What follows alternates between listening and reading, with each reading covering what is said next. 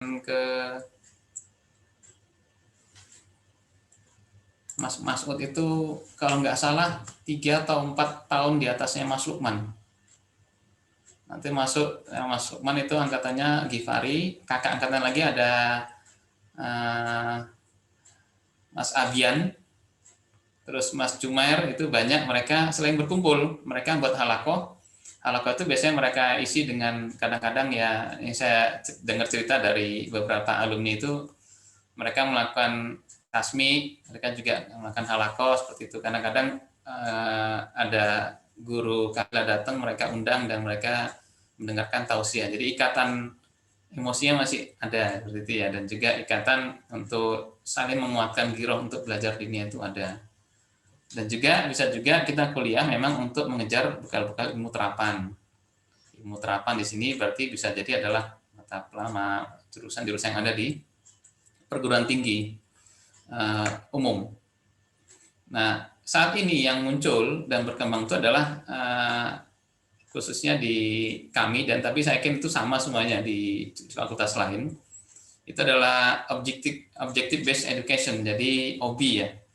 Jadi pertanyaan yang sekarang dikejar itu oleh para pendidik adalah yang jadi rujukan ataupun performansi bagi seorang pengajar itu adalah setelah kuliah itu anak-anak atau mahasiswa menjadi apa? Mau jadi apa dan nanti bagaimana caranya? Nah, itu. Ada dalam kacamata industri dan juga bisnis. Itu sebenarnya ini yang sering kadang-kadang menjadi gap atau ketidaknyambungan antara dunia pendidikan dengan dua industri atau dunia bisnis. Dunia industri itu memandang calon karyawan itu sebagai orang yang siap bekerja. Problemnya adalah kadang-kadang dunia pendidikan tidak menyiapkan itu. Ditambah lagi, terkadang mahasiswa sangat mencukupkan diri atas materi yang ada di kampus. Sehingga memang problem mereka adalah di sini saya jelaskan bahwasanya industri atau pengusaha atau partner atau investor itu sebenarnya melihat seseorang itu berdasarkan 3 atau 4 kriteria. Pertama adalah knowledge, yang kedua adalah skill, yang ketiga adalah ability, dan terakhir ini yang baru muncul sekian tahun yang lalu adalah attitude atau sikap. Bagaimana teknisnya? Kalau kita kuliah, kita belajar di kampus, termasuk kita praktikum, itu yang dilatih cuma knowledge, pengetahuan. Padahal yang diminta oleh industri adalah 4, knowledge, skill, ability, dan attitude.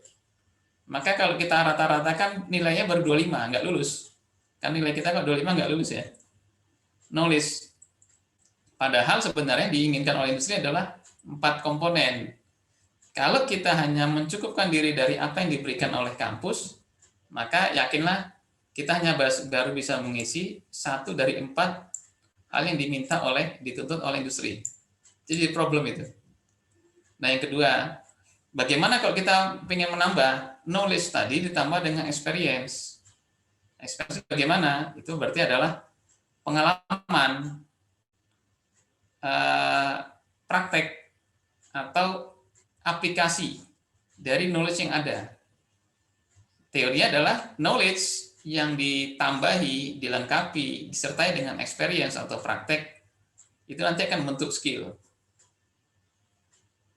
Saya bisa teorinya saya bisa buat misalnya nasi goreng seperti itu, bumbunya ini segala macam. Tapi kalau saya suruh masak nasi goreng, ya bisa jadi hasilnya ya mirip-mirip nasi mur.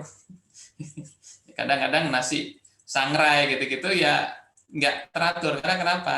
Bisa jadi knowledge seseorang tahu, tapi skillnya dia nggak ada, sehingga experience dia, pengalaman dia kurang, sehingga dalam praktek tampilannya, performansinya nanti dia tidak menunjukkan skill yang bagus. Seorang ngerti teorinya, mungkin yang mahasiswa anak-anak sekarang ini kan kadang-kadang main game, saya positif aja Pak ya, Bu. Gamenya itu misalnya game simulasi, game simulator. Ada game simulator untuk pilot, nggak hanya pilot maskapai biasa, pilot pesawat tempur. Mereka tahu tombol-tombol dalam kokpit itu mereka hafal karena mereka sering mainkan itu. Pertanyaan adalah ketika mereka didudukkan dalam kokpit pesawat beneran, apa yang terjadi? Pingsan. Karena kenapa? Mereka tidak pernah, bahkan mereka menerbangkan pesawat, membuat pesawat jalan aja itu udah takut. Padahal dalam dalam knowledge mereka dalam dunia game itu sangat paripurna sekali seperti itu. Ini contoh, tidak semua orang punya knowledge itu bisa memiliki skill tertentu. Skill dihadirkan dari knowledge dan experience. Artinya di sini apa? Kalau kita mau kuliah, maka carilah perimbangan yang pas. Kita memperdalam knowledge, berarti cari kampus yang bagus, menawarkan pengajarnya bagus, kualitas pendidikan juga bagus, tapi juga experience kita jangan kita tinggalkan. Ini solusinya dua. Bisa kita mencari di luar kampus. Jadi nanti saya dulu masih kuliah, saya kerja.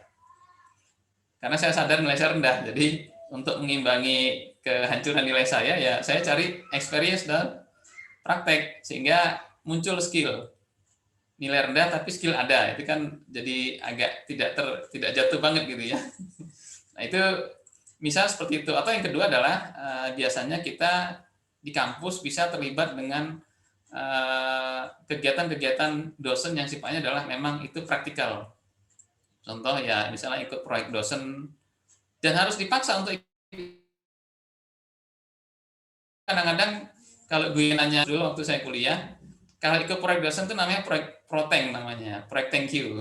Jadi kita ngerjain begadang berhari-hari, capek, nilainya terancang karena emang kan kita fokus dalam satu kegiatan dosen kan dosen lain nggak tahu. Sehingga ketika diuji nilai kita rendah ya hancur aja nilai seperti itu. Tapi ya dan dosennya dibantu. Kalau kuliah di Sunda kan nunya seperti itu udah makasih.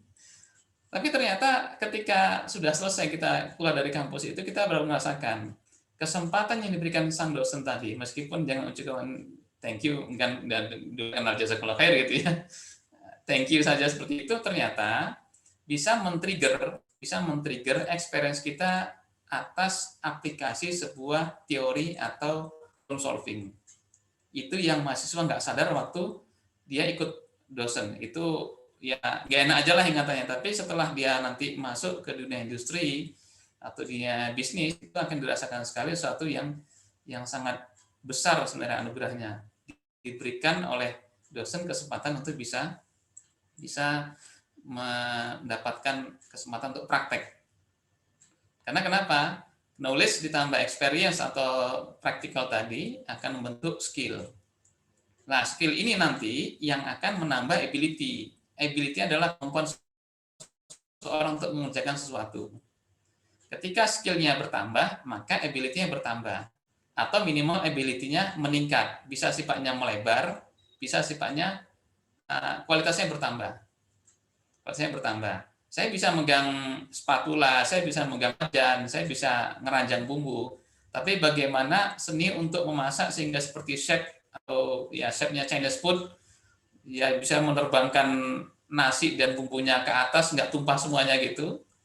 Bisa menyulut api dan terbakar sehingga agak-agak sangit, tapi enak pas ukurannya. Itu tentunya butuh praktek yang banyak. Sehingga nanti dari situ dari munculnya skill dan juga yang basicnya adalah knowledge, yang nanti akan kita cari di kampus.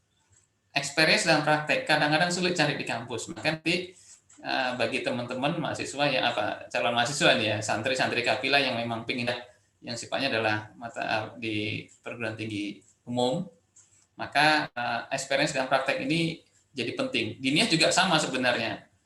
Kita banyak ilmu agamanya, tapi ketika tidak dibiasakan praktek, melakukan ya muhadharah, diskusi, ceramah semacam, bisa aja nanti seorang LC atau MA atau doktor ketika berhadapan dengan khalayak luar, khalayak banyak, gemeteran seperti itu ya. Bisa jadi karena kenapa? Itu berarti tanda knowledge dia banyak, tapi skill dia untuk berdiri dan berbicara di depan publik itu kurang experience-nya dan juga prakteknya. Maka tapi jarang-jarang anak pondok biasanya kan sudah dilatih ya dari mulai, dan itu keberuntungan Anda. Itu dari mulai SMP itu mereka dilatih untuk bicara di depan forum, kadang-kadang pakai bahasa Arab, bahasa Inggris. Sampai sekarang masih gitu ya, Mas Ahmad? Alhamdulillah masih, Pak. Masih ya. Nah, alhamdulillah itu satu hal yang harus disukai itu. Jadi dilatih dari SMP sampai SMA, sanawiyah sampai alia itu untuk berbicara di depan publik. Kira-kira seperti itu. Skill nanti attitude ini yang terkini adalah sebagai sarana untuk berkomunikasi atas skill yang kita miliki. Di sini saya sebut sarana komunikasi adalah bagaimana kita mengkomunikasikannya, menunjukkannya, beradabnya kepada para orang-orang yang kita interaksi dengan mereka. Saya kira seperti itu. Nanti itu pertama poinnya seperti itu. Kalau kita mau kuliah, tentukan dulu. Tentukan dulu pertama adalah apa yang mau kita cari, bekal apa yang mau kita dapatkan. Karena tidak semua orang pengen kuliah itu niatnya pengen jadi manajer misalnya, itu berarti kan dia pengen masuk ke dunia industri. Bisa juga orang kuliah memang pengen memperdalam kemampuan dia, mengasah kemampuan dia untuk berbisnis. Maka pendekatannya beda nanti. Kalau misalnya seseorang itu pengen menjadi seorang calon manajer, dua hal tadi berbeda. Seorang profesional itu profesi dan loyalitas. Seorang calon pengusaha bukan loyalitas, tapi adalah masalah kreativitas. Pengusaha seperti itu dan keberanian bersikap. Karena pengusaha itu sangat berakrab dengan yang namanya risiko. Seorang calon pengusaha nggak berani risiko, jangan jadi pengusaha aja. Karena profesional itu tentu bukan risiko, tapi lebih ke arah loyalitas dan juga profesionalitas. Ini kira-kira seperti itu. Lanjut, bagi yang misalnya nanti setelah dihitung IQ-nya rendah, terus dia patah hati, nggak perlu. Karena kenapa? Ternyata intelektual. Jadi kalau kita lihat ya, ability yang Allah berikan kepada setiap manusia itu secara umum dibagi dua. Ability yang sifatnya fisik, ada orang yang kekuatan badannya kuat, kelenturan, para atlet senam itu kan kayak nggak ada tulang dia, bisa ngelukuk-ngelukuk, ya, bisa berakrobat segala macam itu Allah berikan namanya ability dari sisi fisik. Tapi ada juga yang sifatnya non fisik, itu disebut dengan intelektual. Tapi intelektual itu, ini perlu saya clearkan biar supaya nanti santri-santri nggak kecil hati nanti kalau dihitung IQ-nya ternyata 110. Normalnya kan misalnya 120 ke atas gitu ya, 130 itu nanti ke atas itu maksudnya dia jenius gitu. IQ-nya berapa? 100. Alhamdulillah, dia berapa? 101, 102.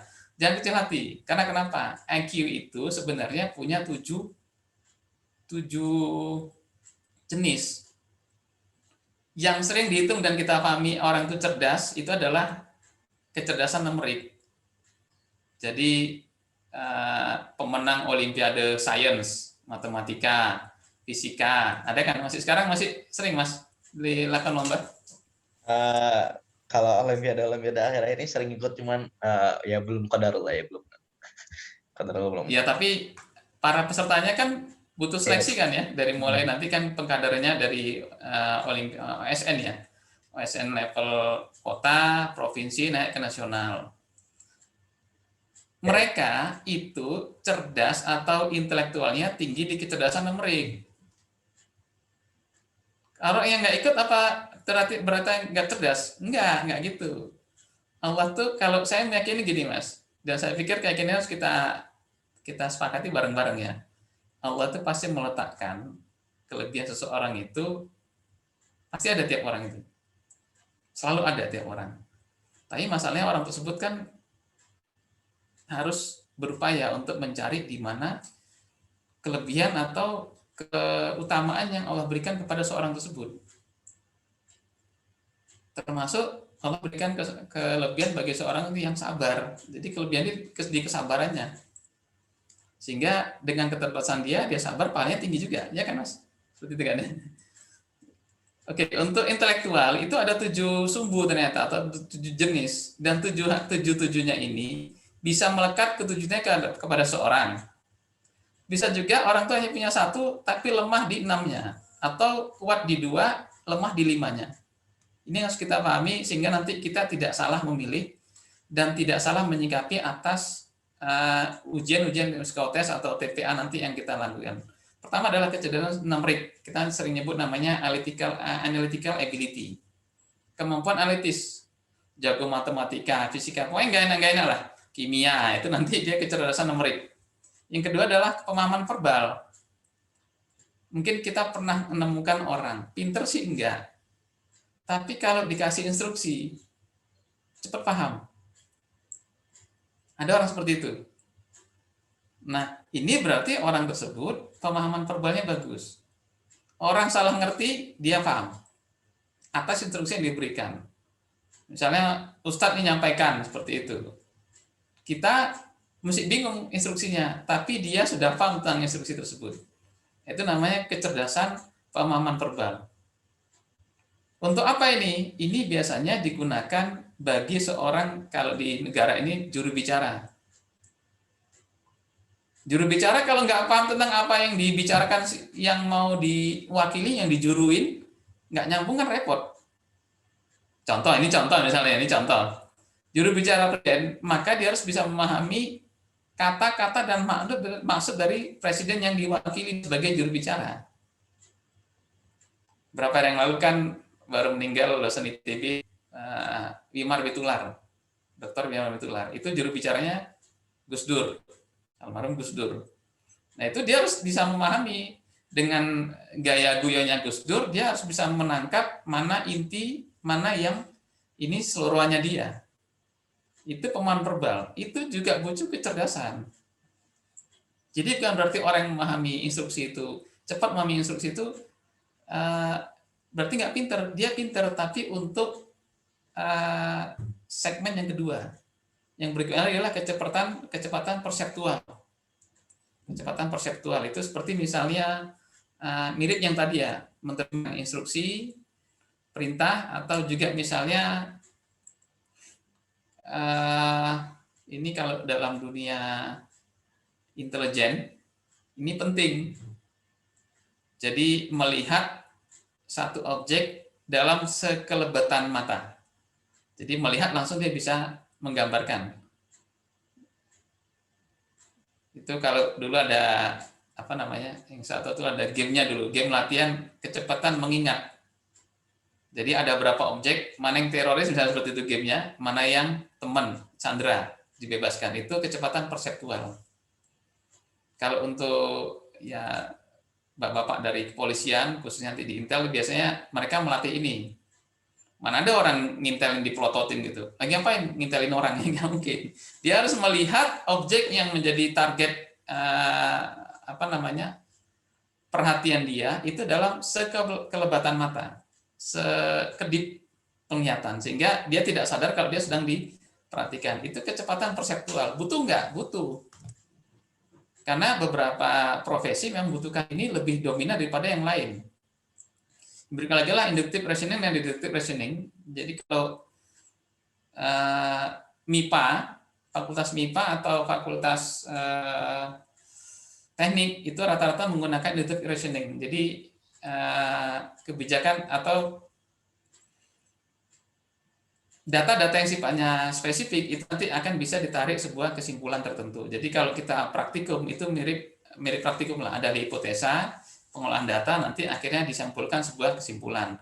Di deductive reasoning itu justru seperti ustazah itu jurusan hukum itu menggunakan pendekatan deductive reasoning. Coba bayangkan 100 kasus bisa menggunakan satu pasal yang sama. Jadi satu kaidah umum digunakan untuk banyak kasus spesifik. Ustadz kan juga sama. Ada 100 pertanyaan, dia menggunakan 1-2 ayat atau hadis yang sama untuk menyelesaikan banyak kasus. Ini deductive reasoning.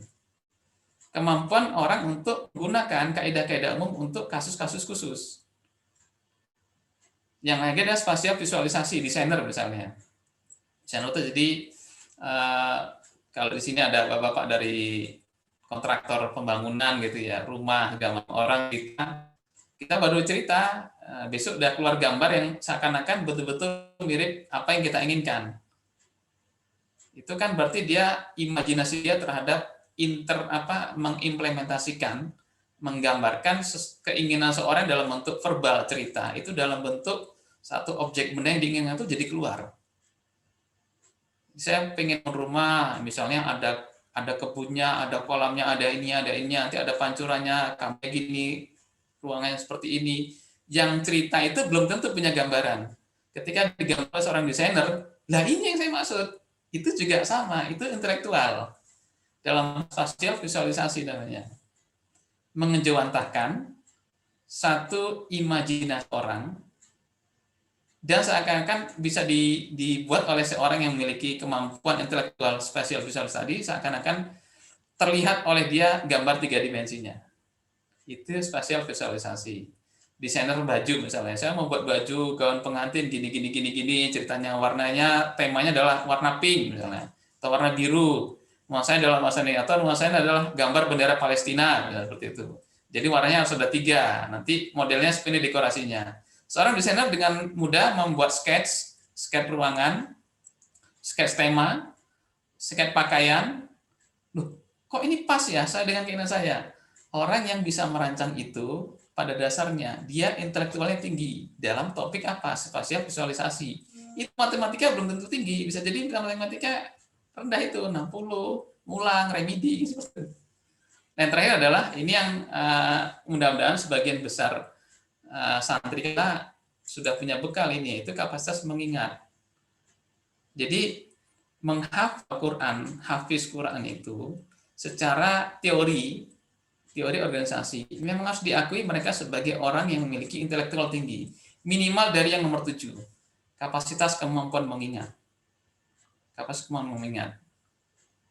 Itu para perawi, para penghafal Quran, ya banyak ya penghafal yang memang mereka diberikan oleh Allah SWT kekuatan untuk menstrukturkan ingatan tadi, sehingga ketika mereka suruh nyetor ingatan tersebut, seakan-akan ingatan tersebut terstruktur dan rapi, tidak terpotong-potong. Orang yang nggak punya kemampuan ini, itu biasanya sering kita dengar, hafal 1 juz, dapat di ujung lupa di awal, dapat awal ujung lupa tengah.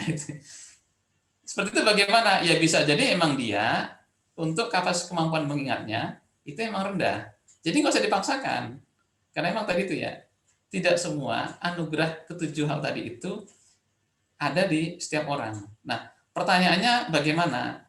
Kalau gitu, kemampuan kita sebenarnya di mana? Itu dulu. Pertama, kalau memilih jurusan, kenali siapa kita, di mana kemampuan kita, di mana intelektual kita. Jadi intelektual berarti ada ability dari sisi non fisik kita. Nanti dari sini baru kita akan kembangkan. Kalau gitu, kalau saya ingin mengembangkan ability saya di misalnya nomor 4 atau nomor 3 atau 2, 3, bisa jadi lebih dari 1 ya. Kalau gitu saya cocok ngambil jurusan yang mana? Ini jadi basisnya seperti itu. Nah, terakhir ini masalah memilih jurusan di kampus. Khususnya untuk orang tua nih Bapak Ibu.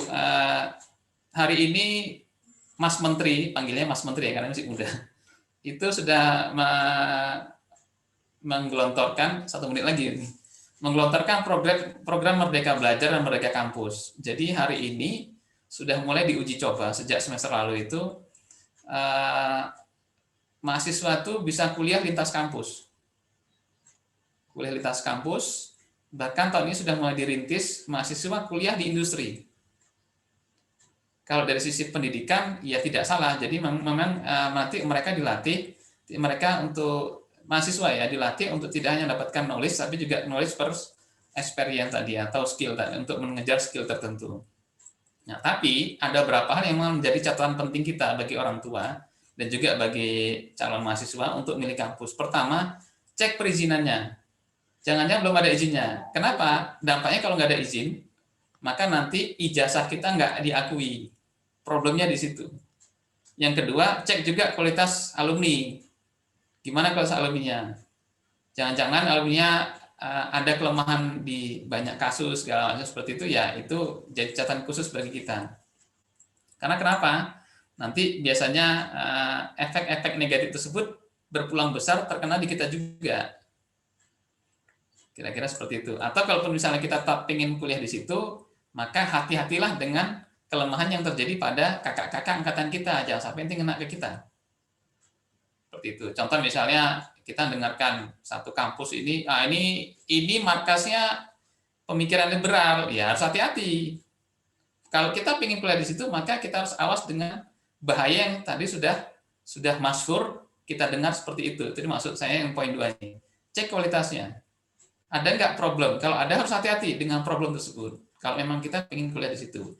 Yang ketiga adalah yang paling penting juga, cek akreditasinya.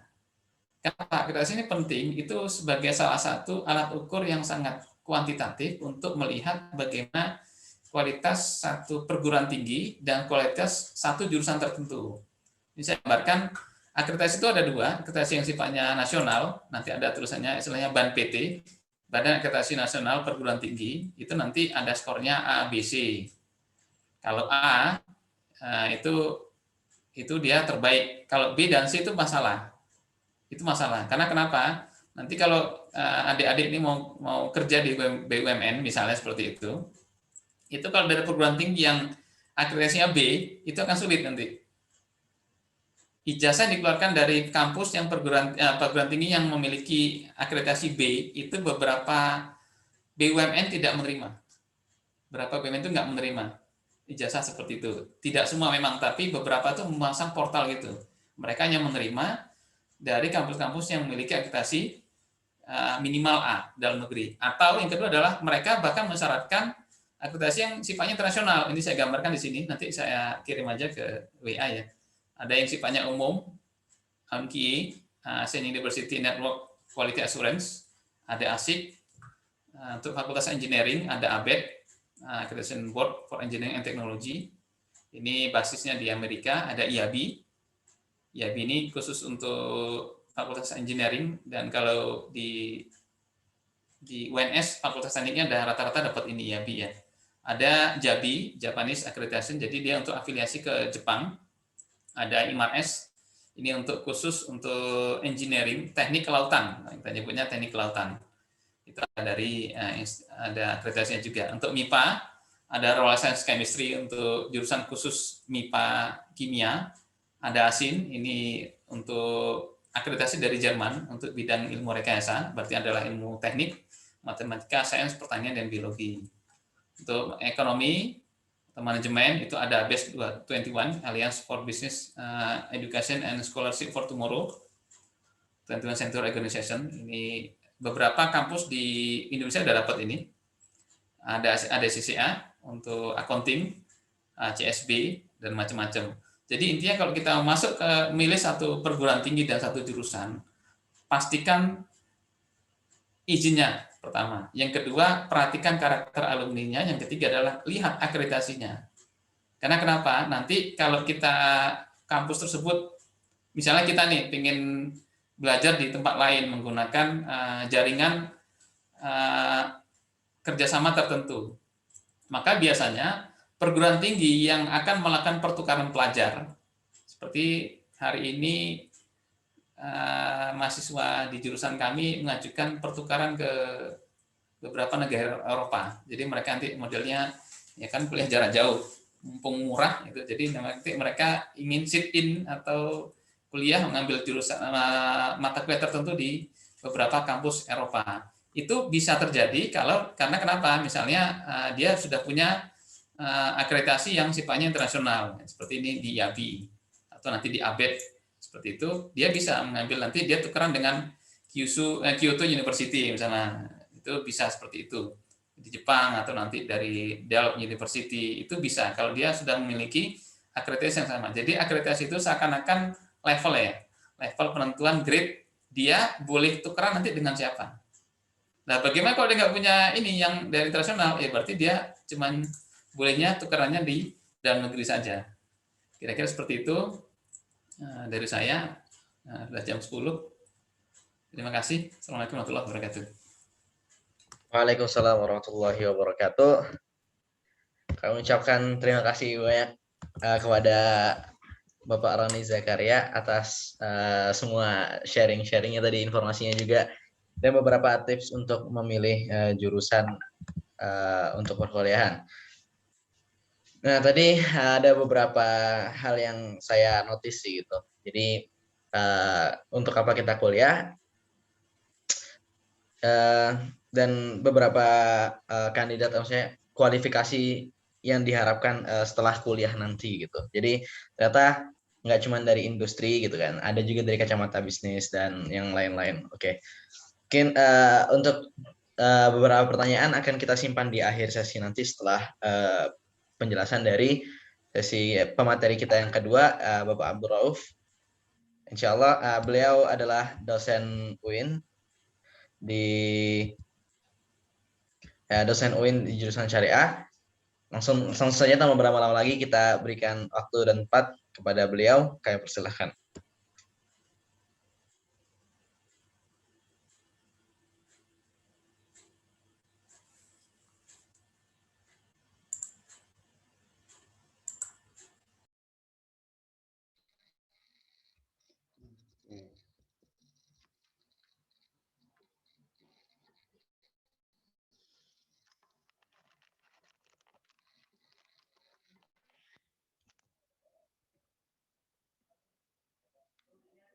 Baik, bismillahirrahmanirrahim. Assalamualaikum warahmatullahi wabarakatuh. Waalaikumsalam warahmatullahi wabarakatuh. Alhamdulillahirabbil alamin. Wa bihi nasta'inu ala umurid dunya waddin. Wassalatu wassalamu ala asyrafil anbiya'i wal mursalin. Nabiyyina wa habibina wa maulana wa qurrat a'yunina Muhammadin sallallahu alaihi wasallam wa ala alihi wa ashabihi wa man istanna bi sunnatihi wa man ihtada bihadihi ila yaumil qiyamah. Amma ba'du fa ya ibadallah usikum wa iyaya bitaqwallah wa ta'atihi faqad fazal muttaqun.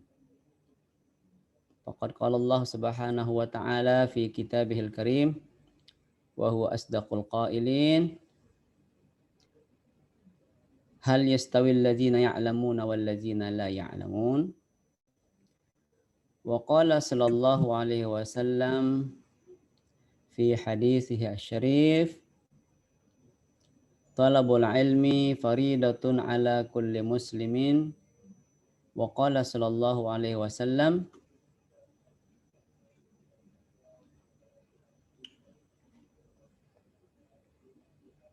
khairukum man tala amruhu wa hasuna amaluh. Sadaqallahul azim wa sadaqa rasuluhul karim wa nahnu ala dzalika minasyahidin wa syakirin walhamdulillahi rabbil alamin. Baik, pertama-tama tentu saya ucapkan terima kasih ya kepada panitia yang telah mengundang sebagai narasumber dalam acara sharing dunia pendidikan pada hari ini. Temu silaturahim dengan kafilah, dengan wali santri, dengan santri dan semuanya. Mudah-mudahan acara ini tentu berjalan dengan baik ya. Kemudian juga kita dapat bisa hal-hal yang terbaik yang bisa kita jadikan panduan, pengalaman ya dari untuk anak-anak kita yang akan datang. Yang kedua, saya sapa terlebih dahulu, ini ada Pak Roni ya, Zakaria ya. Terima kasih ya. Siap, Hasan. Pak Roni tadi telah banyak menyampaikan pengalaman ya. Pengalaman di UNS, termasuk juga pengalaman Bapak dulu waktu masih Ananda, masih di Kapila, dan sekarang ternyata alhamdulillah sudah alumni dan masih tetap menjalin hubungan silaturahim dengan teman-teman Kapila. Dan mudah-mudahan pengalaman Bapak dan juga pengalaman Ananda bisa dijadikan pelajaran bagi adik-adiknya yang akan datang ini. Bapak Ibu semua yang saya tidak tidak kenal barangkali atau sebagian sudah saya kenal. Ada Ummu Abdillah ya yang luar biasa menurut saya nih. yang menginisiasi acara ini, ya. Dan meminta saya sebagai salah satu narasumber pada hari ini. Ya, terima kasih ya. Oh, di sini namanya Aulia Nuraini ya, bukan Umi Abdillah ya. Oke, terima kasih. Dan ini kelas berapa nih Umi Abdillah nih? Semuanya nih. Kelas 11, Pak. Kelas 11. 11 ya. Oh, ini yang kayaknya Ahmad Zakwan ini termasuk salah satu temannya Muhammad Fadil ya. Emang teman Betul nggak ya seangkatan. tuh? Oh, seangkatannya. Yang saya ingat adalah dulu waktu kita ketemu di Atin dulu kalau nggak salah ya. Berapa tahun yang lampau itu ya. Itu kenangan indah ya. Waktu kita masih baru-baru di Kapila, Ananda semua yang kelas 11 hari ini sempat kita kumpulkan ya, kita bawa ke mana, ke Masjid Atin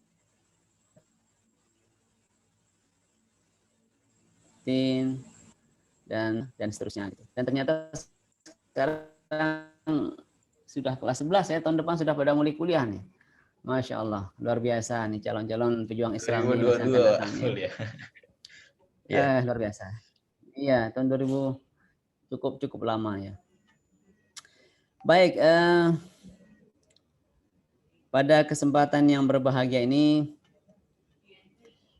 saya ingin menyampaikan atau ingin sharing lah kira-kira gitu ya. Saya sudah share ke Umi Abdillah tadi itu ya, apa-apa yang mau disampaikan, pengalaman-pengalaman, termasuk juga kisi-kisi yang mau disampaikan pada hari ini.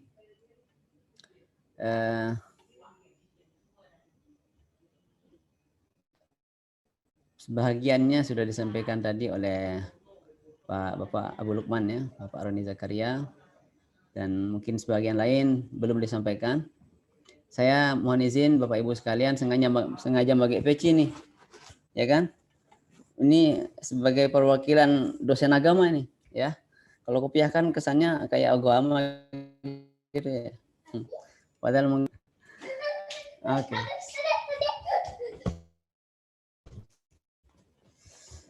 Ya oke, Bapak Ibu sekalian, izinkan pada kesempatan ini saya ingin menyampaikan beberapa hal. Pertama, saya ingin memperkenalkan terlebih dahulu UIN sebagai kampus agama. Nah, kan gitu ya. Sebelum saya meluas ke hal-hal yang bersifat pengalaman, sedikit memperkenalkan UIN. Ya. Karena saya lihat rupanya Kapila belum ada yang milih UIN. Udah ada, Pak. Mungkin Kak kelas peminatnya belum atau mungkin ada ya? Udah. Satu orang kalau nggak salah ya. Ya. Dulu pernah. Iya oke. Saya dulu pernah sempat WWA-an satu kali saja dengan alumni Kapila itu.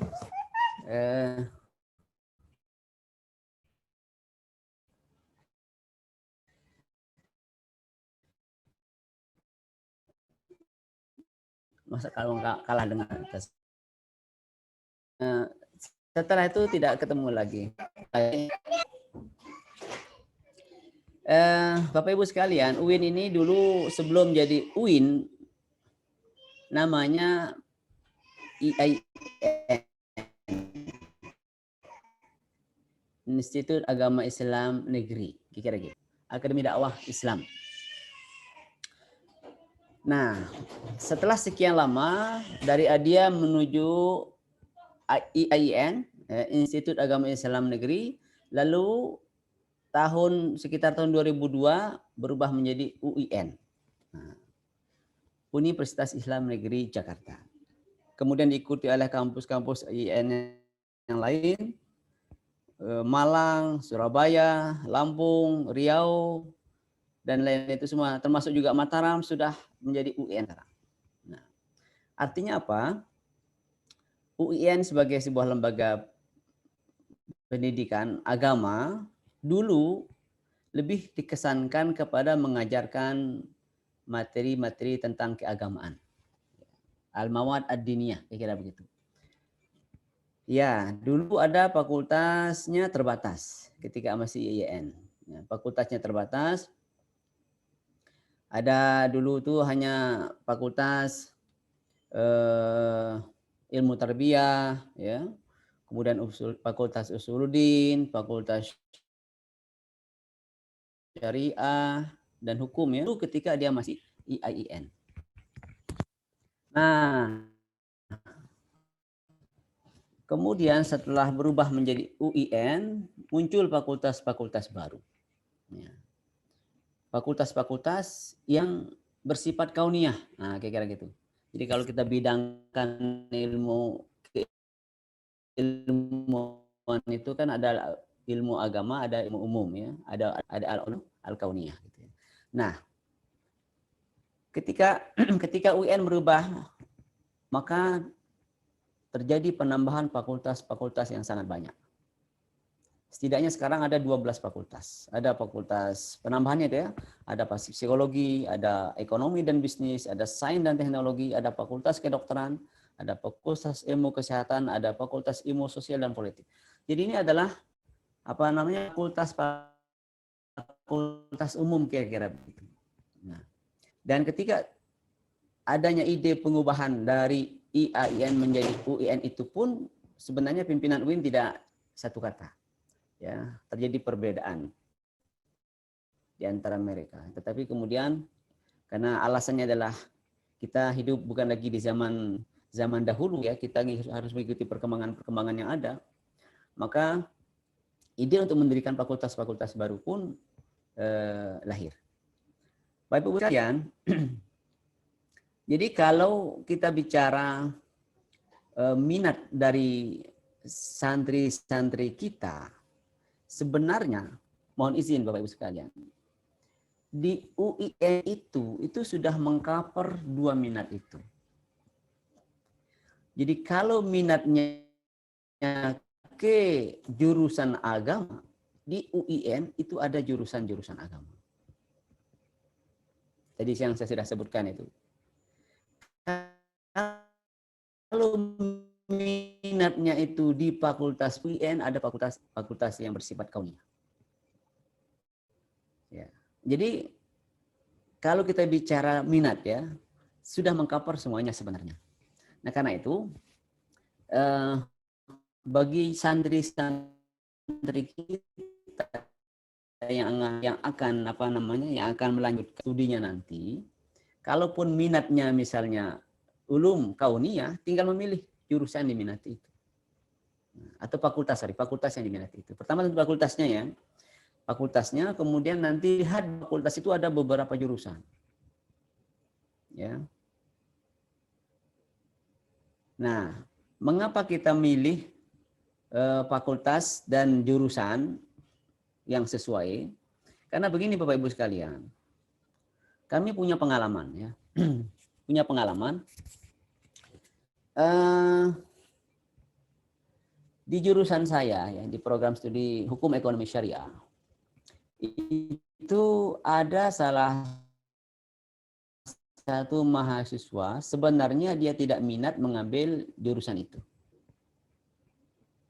Nah, ini menyambung apa yang disampaikan oleh Pak Roni tadi itu. Jadi ketahui minat diri Anda. Artinya ketahui, sadari minat diri Anda, jangan ambil jurusan atau prodi yang Anda tidak suka. Kira-kira gitu. Nah, pengalaman kami adalah ada salah satu mahasiswa kami yang dia tidak minat mengambil jurusan itu. Ya.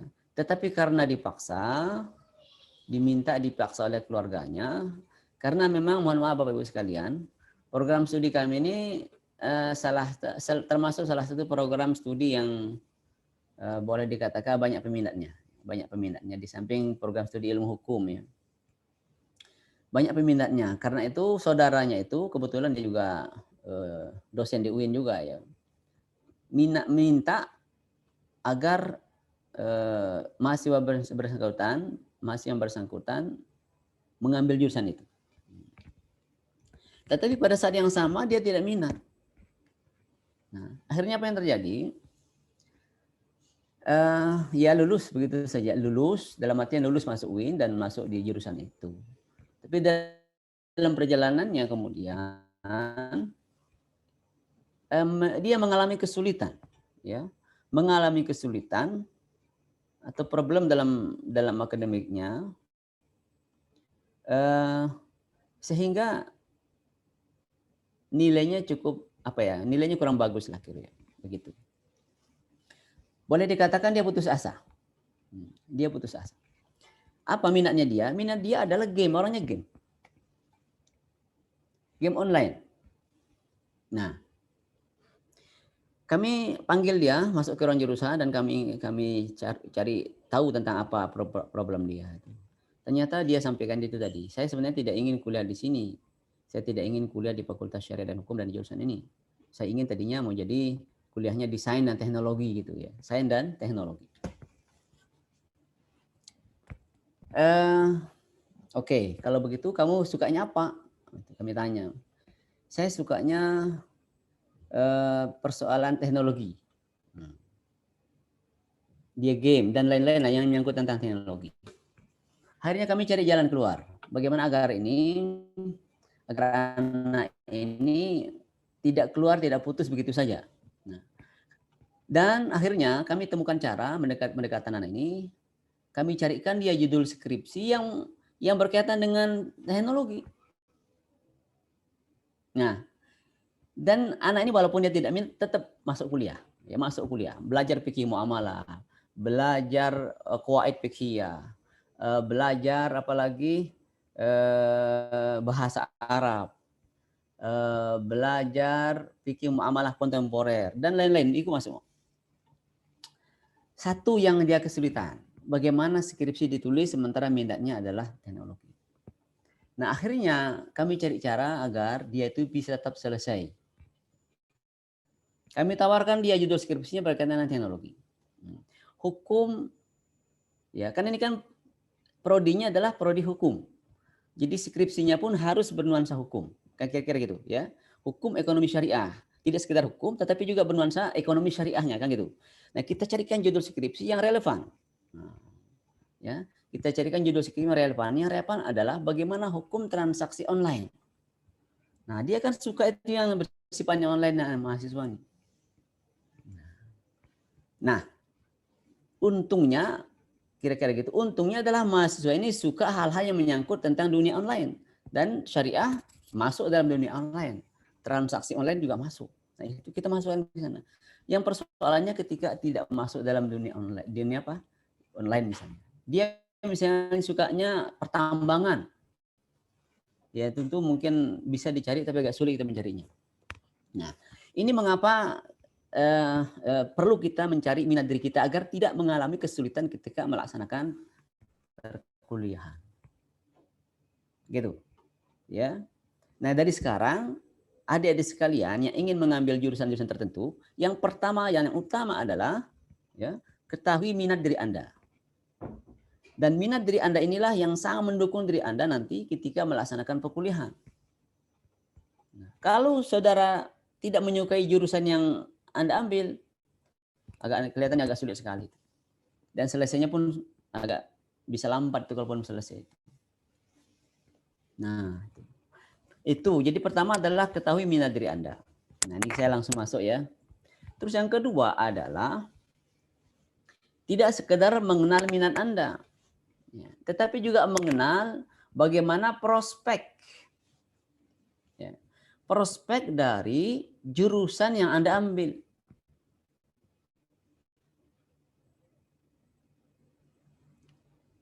Ya. Pertama minat tadi ya. Anda lihat prospeknya.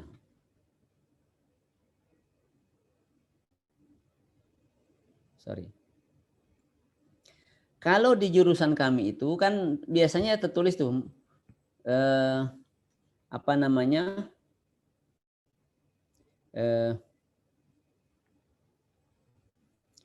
Profil lulusannya.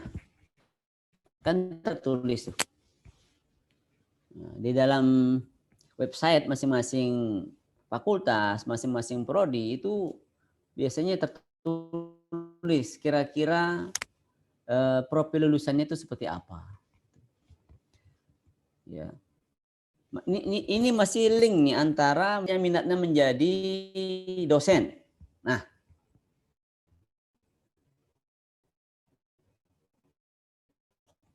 Saudara minat jadi dosen. Prodinya yang diambil adalah prodi yang mendukung Anda menjadi seorang dosen. Saudara minat jadi guru. Prodi yang berkaitan dengan profesi yang akan dia jalani. Ada pendidikan guru, ya, ada PAUD dan seterusnya. Berarti fakultas yang Anda ambil kalau itu di UIN misalnya Fakultas Ilmu Tarbiyah dan Ilmu Pendidikan. Fakultas Tarbiyah, ya. Nah, saudara ingin jadi hakim, ingin menegakkan keadilan. Ingin menegakkan keadilan negeri ini. Karena kesel melihat banyak perilaku hakim yang tidak adil misalnya gitu ya. Perilaku hakim yang tidak adil, sebahagiannya di sidang, sebagiannya tidak, sebagiannya divonis, sebagiannya tidak, dan seterusnya. Anda melihat itu sebagai langkah awal untuk diri Anda menjadi hakim. Nah, oke, kalau saudara ingin menjadi hakim, maka fakultas yang saudara ambil adalah fakultas syariah. Dan di situ ada jurusan, misalnya jurusan ilmu hukum. Ya. Sekedar informasi untuk Bapak Ibu sekalian, ilmu hukum di fakultas syariah dan hukum itu, ini ada dua istilah nih ya. Ada dua variabel dalam fakultas syariah ini. Ada fakultas syariah, ada fakultas syariah dan hukum gitu ya. Fakultas syariah dan hukum. Syariah itu maksudnya ilmu keagamaan. Hukum itu ya ilmu hukum ya.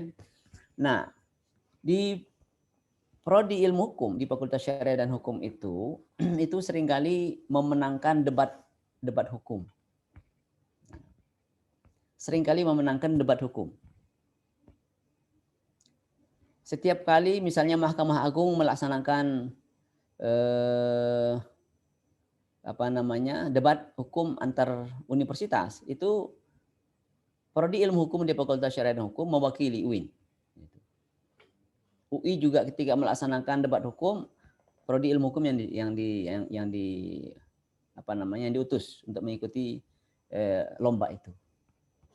Dan sering kali menang Bapak Ibu sekalian. Nah, ini sekedar tahadus min nikmah ya untuk Fakultas Syariah dan Hukum UIN Jakarta. Sering kali menang. Ya. Waktu di Andalas menang, waktu di pelaksanaannya di UI juga menang. Pelaksanaannya di Undip UIN juga menang. Sehingga ada kesan. Ya, ada kesan, mohon maaf Bapak Ibu sekalian. Jadi kalau ada perlombaan debat hukum dilaksanakan oleh kampus tertentu atau lembaga hukum tertentu, itu kalau UIN daftar itu ada sedikit apa istilahnya itu ya, ada rasa gentar, kata ini cerita orang nih, cerita kampus itu ya kepada anak-anak kita, kepada mahasiswa kita di UIN. Itu artinya apa? Dari segi kualitas daripada mahasiswa kita di program studi ilmu hukum di UIN itu, alhamdulillah boleh bisa dikatakan bisa diandalkan ya, karena pengalaman mereka dalam bidang hukum ya. Nah, Bapak Ibu sekalian, ini yang perlu disampaikan kepada anak-anak kita. Yang pertama, kenali minat, kemudian pilih jurusan yang sesuai dengan yang diinginkan. Ya. Kalau mau jadi dokter, ya tentu nggak mungkin kuliahnya di fakultas syariah, fakultas ilmu tarbiyah, tidak mungkin, pasti fakultas kedokteran. Dan di UIN sudah ada di fakultas kedokteran. Nah, kemudian kalaupun menjadi misalnya konsultan hukum, nah, konsultan hukum berarti di prodi ilmu hukum atau di program studi hukum ekonomi syariah. Saudara misalnya menjadi legal officer di lembaga keuangan syariah, ya, menjadi bidang hukum di lembaga keuangan syariah. Bapak Ibu sekalian, kan sekarang lagi booming nih lembaga keuangan syariah di Indonesia nih. Ya, ada bank syariah, ya, ada asuransi syariah, ada pegadaian syariah dan lain-lain itu. Nah, ini setiap lembaga keuangan syariah itu dia harus mempunyai bidang legal atau bagian legal yang mengkonsep akadnya itu. dan membaca akad-akad syariahnya itu. Di samping juga dia harus mempunyai yang namanya Dewan Pengawas Syariah. Dewan Pengawas Syariah. Ya. Dewan Pengawas Syariah ini adalah sebuah badan kepanjangan tangan atau boleh dikatakan begitu dari Dewan Syariah Nasional Majelis Ulama Indonesia. Nah, Dewan Pengawas Syariah ini bertugas untuk mengawasi bagaimana pelaksanaan akad-akad syariah yang ada pada lembaga keuangan syariah. Ya. Jadi semua lembaga keuangan syariah Indonesia, semua lembaga keuangan syariah Indonesia ketika mengatakan keuangan syariah atau lembaga keuangan syariah, apakah berlabel bank syariah atau asuransi syariah atau pegadaian syariah, wajib memiliki yang namanya Dewan Pengawas Syariah. Nah, ini termasuk salah satu peluang sebenarnya. Ya. Salah satu profil lulusan di program studi hukum ekonomi syariah. Ya. Dan alumni kami tidak semuanya memang jadi pegiat ekonomi syariah, ada juga yang aktif jadi hakim, ya. Bahkan ada yang jadi penghulu, gitu ya. Ada yang jadi dosen, ada yang jadi guru. Jadi banyak pengalaman-pengalaman dari alumni kami. Tetapi salah satu profil yang disiapkan oleh jurusan hukum ekonomi syariah di UIN itu adalah menjadi legal officer dan juga bisa menjadi Dewan Pengawas Syariah. Ya, apa ya, kan mulia sekali ya. Tugas saya kira sangat mulia. Dan ini apa namanya, kita harus memulai memang. Tidak bisa syariah itu, apa istilahnya ya, berkuar-kuar syariah, tetapi dalam praktiknya tidak melaksanakan syariah, terutama dalam bidang ekonomi. Dan kita harus mulai. Nah, ini negeri kita negara besar, ya. Negara memberikan peluang kepada kita untuk melaksanakan syariah, kan gitu ya. Negara memberikan peluang bagi kita untuk melaksanakan syariah dalam berbagai bidang. Ya, dalam perkawinan sudah sejak awal sudah ada undang-undangnya, Undang-Undang Perkawinan nomor 1 tahun 74. Sudah ada undang-undang perbankan syariah dari 92, lalu 98, lalu 2008 yang terbaru. Itu perubahan-perubahan yang terjadi. Itu artinya apa? Negara memberikan peluang bagi masyarakat Indonesia untuk melaksanakan, mempraktikkan syariahnya di dalam kehidupan sehari-hari. Nah, tentu kita sambut itu. Makanya justru ini salah satu mengapa program studi hukum ekonomi syariah dibuka di UIN. Yang sebelumnya, sebelum menjadi program studi hukum ekonomi syariah, dulu sebelumnya adalah program studi perbankan syariah atau konsentrasi perbankan syariah, konsentrasi ekonomi syariah, konsentrasi zakat wakaf, zakat infak dan wakaf. Nah, itu. Jadi ini menyambut itu semua sebenarnya. Jadi kita nerapkan syariah itu harus apa namanya, secara konstitusional ya, dan kita mulai dari hal-hal yang tidak sulit, saya kira itu ya, tidak sulit. Nah, Bapak Ibu sekalian, di samping sebagai legal officer juga lulusan atau profil lulusan kita ini adalah bisa menjadi hakim ya, bisa menjadi advokat dan konsultan hukum, hakim peradilan agama ya, bisa menjadi hakim peradilan agama, dan itu sudah banyak ya. Dan sekarang ini Bapak Ibu sekalian,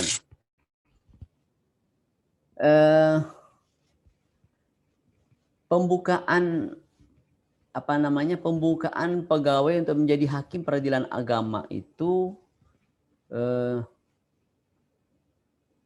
dibuka setiap tahun ya, dan salah satu materi uji untuk menjadi hakim itu adalah kemampuan membaca kitab. Kemampuan membaca kitab kuning, kitab gondol. Nah, ini salah satu materi yang diujikan. Nah, saya kira santri kita, santri Kapila ataupun santri pesantren yang lain itu, ini juga peluang, gitu ya. Jadi kalau mahasiswa kita itu, calon mahasiswa kita ini misalnya berasal dari pesantren yang seperti Kapila begini, tidak susah mengikuti ujian-ujian seperti itu. Dan itu banyak sekali mahasiswa kami, alhamdulillah banyak sekali yang diterima karena kemampuan mereka membaca kitab. Tetapi tidak dipungkiri juga banyak yang tidak lulus karena input kami ini tidak hanya berasal dari pesantren agama, berasal dari pesantren-pesantren, tetapi juga dari umum, ada yang dari SMU, ada yang dari SMK bahkan, ya. Nah, ada, tetapi ya kami sebagai atau UIN sebagai kampus terbuka membuka lebar-lebar bagi semua jurusan, ya, semua jurusan. Baik dari jurusan umum seperti SMU, SMK, SMA dan seterusnya itu, ataupun jurusan agama seperti dari Aliyah, ya, dari pesantren itu dibuka semua. Hanya nanti ketika mengikuti perkuliahan, memang mereka perlu energi tambahan, terutama yang berasal dari umum. Karena misalnya pelajaran bahasa Arab. Pelajaran bahasa Arab itu kan kalau dari SMU ya, yang tidak ada pelajaran bahasa Arabnya misalnya, itu agak kesulitan itu.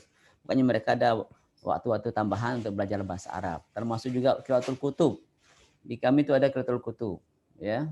Jadi di UIN itu ada pelajaran yang sifatnya bersifat nasional, ada bersifat universitas, ada yang bersifat fakultas. Kalau yang bersifat universitas itu bahasa Arab itu ciri khas. Jadi di UIN itu mau fakultas umum atau fakultas agama sudah pasti belajar bahasa Arab. Nah, ya, di UIN itu sekali lagi mau fakultas umum, kedokteran misalnya, atau fakultas sains dan teknologi atau fakultas ekonomi gitu, itu sudah pasti belajar bahasa Arab. Itu. Yang kedua, ciri khas di UIN itu adalah dia pasti belajar yang namanya qiraatul Quran. Pasti belajar qiraatul Quran dan itu ada mata kuliahnya. Nah, karena itu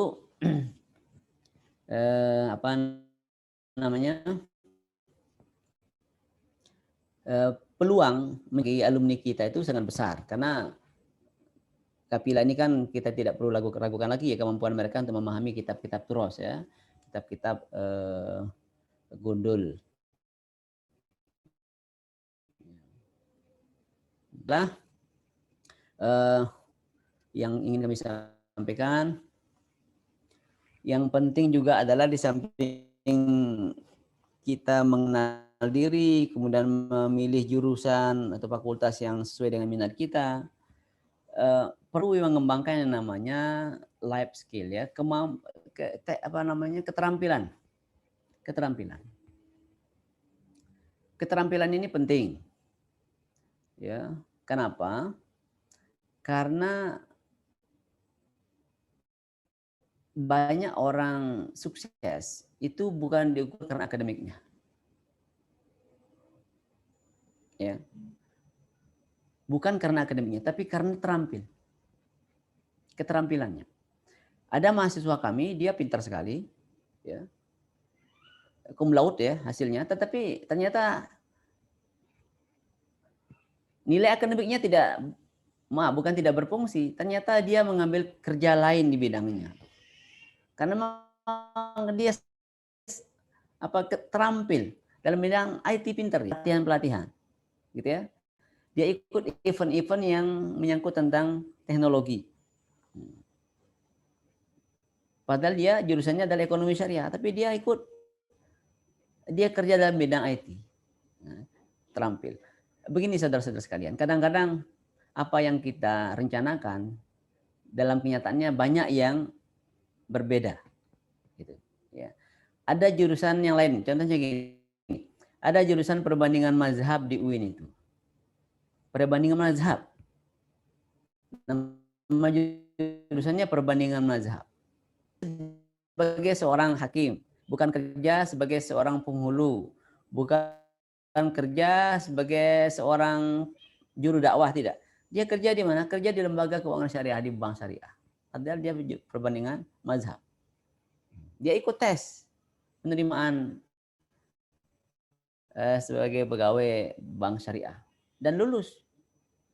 Nah, itu artinya kadang-kadang apa yang diambil, jurusan yang diambil di fakultas-fakultas atau di kampus-kampusnya itu tidak berbanding lurus dengan apa yang dilaksanakan dalam kerjanya nanti. Oleh karena itu perlu mengembangkan life skill itu. Kadang-kadang nilai akademik tidak terpakai, tapi karena kita punya skill-skill yang lain yang memang dibutuhkan dan mendapat tempat dalam dunia kerja, maka karena itu yang berfungsi. Nah, karena itu kami di UIN itu, mohon izin sedikit, mahasiswa kami itu kalau dahulu begitu dia tamat dapat ijazah, itu saja. Ijazah selesai. Sekarang ada yang namanya SKPI. SKPI itu surat keterangan pendamping ijazah. Nah, jadi surat keterangan pendamping ijazah ini adalah keterampilan-keterampilan yang dia ikuti dalam ketika dia masih kuliah. Ya. Misalnya ikut pelatihan penanganan perkara di pengadilan. Ikut pelatihan mediasi. Itu kan ada sertifikatnya semua tuh. Nah, ikut pelatihan mediasi dan bahkan hanya pelatihannya, ikut menangani perkara perceraian misalnya, contohnya perkara perceraian di pengadilan agama. Sebagai mediatornya tapi. Nah, itu ada sertifikatnya. Atau ikut menjadi atau pernah menjadi sebagai saksi ahli di pengadilan. Ya, saksi ahli di pengadilan dalam kasus perkara antara bank syariah dengan nasabahnya. Dia menjadi saksi ahli sih. Nah, pengalaman-pengalaman seperti ini itu ada sertifikatnya, lalu di-upload di sebuah aplikasi kami yang namanya AIS ya, Academic Information System. Jadi mahasiswa kami yang mengupload di akunnya dia akan terekam menjadi salah satu poin SKPI. Jadi setelah di samping mendapat ijazah, dia juga mendapat namanya SKPI. SKPI ini adalah keterampilan yang dia miliki. Nah, itu tadi membekali mahasiswa kita, kalau nilai akademiknya dari hasil ijazah tidak terpakai, dia punya yang namanya SKPI. Nah, yang bisa dimanfaatkan. Oke, selanjutnya di samping life skill juga mungkin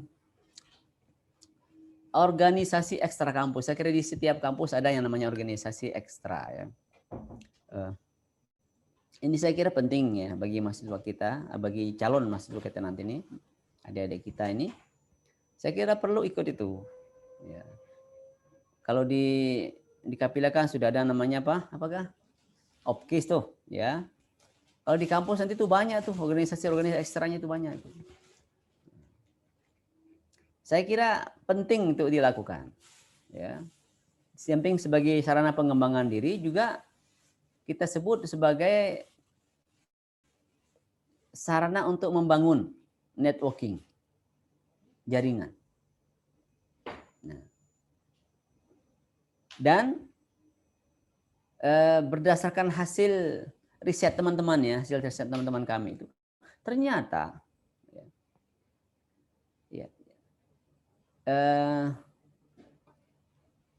kemampuan mengembangkan diri melalui organisasi ataupun networking itu kalau dipresentasi lebih besar daripada apa yang didapatkan dari hasil nilai akademik. Artinya kemampuan seseorang mensukseskan diri, sukses dalam dalam kehidupannya lebih banyak ditentukan dengan bagaimana dia membangun diri, membangun hubungan dengan orang lain. Nah, karena itu penting yang dimaksud dengan organisasi ekstra kampus. Apalagi nanti kalau sudah menjadi alumni itu kan ada tuh mereka punya ikatan ya, ikatan tertentu ya sesuai dengan organisasinya, dan ketika ada informasi dunia kerja dia saling saling informasi. Nah, itu ya. Jadi penting. Kemudian di kampus, di semua kampus saya kira itu pasti ada organisasi-organisasi itu, bisa diikuti yang mana saja, yang penting tapi yang seperti yang dikatakan oleh Pak Roni tadi ya. Ya, jangan ikut organisasi yang radikal saja gitu ya. Jangan ikut organisasi yang radikal. Kan di mana-mana ada pasti ada itu ya, hanya ada yang tampak, ada yang tidak tampak kan gitu. Ada yang diam-diam, ada yang tampak kan. Yang terpenting adalah organisasinya dan mereka mengembangkan diri ya, mengembangkan diri untuk mendukung apa namanya keterampilan saudara ketika berada di kampus nanti. Kemudian juga yang penting ini penting sekali bagi saudara sekalian nih.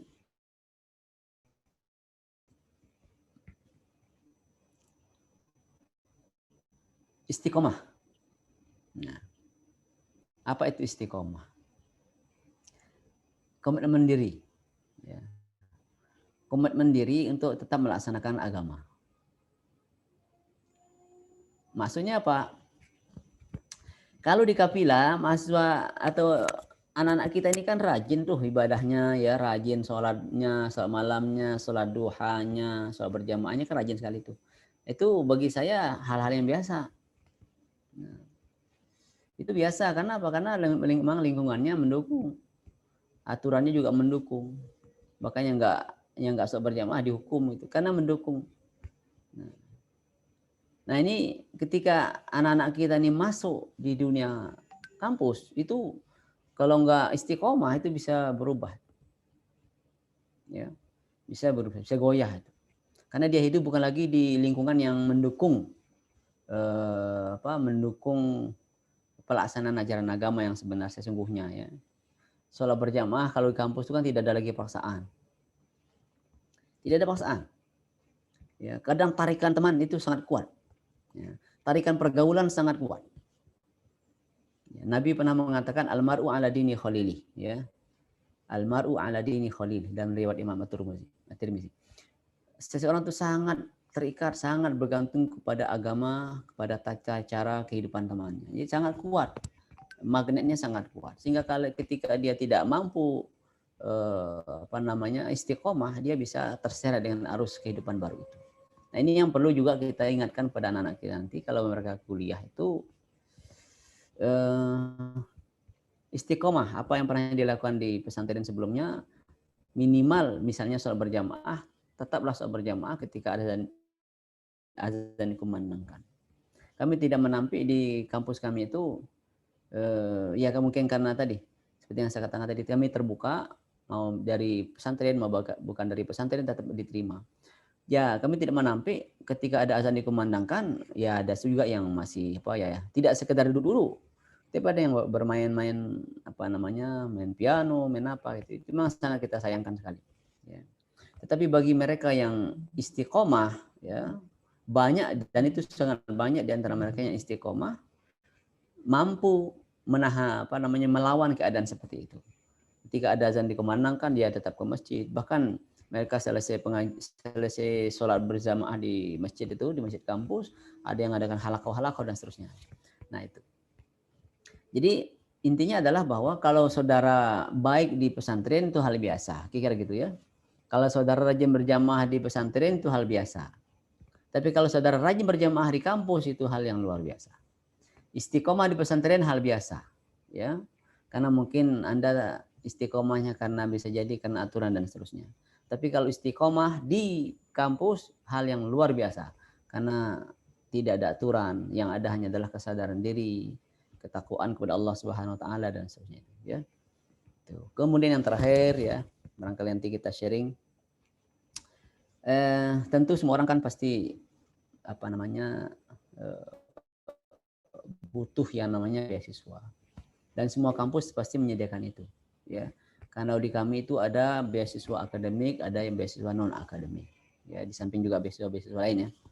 Ada beasiswa akademik, misalnya dia berprestasi di bidang akademik, dia dapat beasiswa. Prestasi di bidang non akademik, misalnya dia berjuara jadi ikut lomba tertentu, dia jadi juara 1, juara 2, juara 3, dapat apresiasi dari kampus, diberikan beasiswa. Misalnya prestasi dalam bidang tahfiz pun juga diberikan beasiswa di UIN itu ya.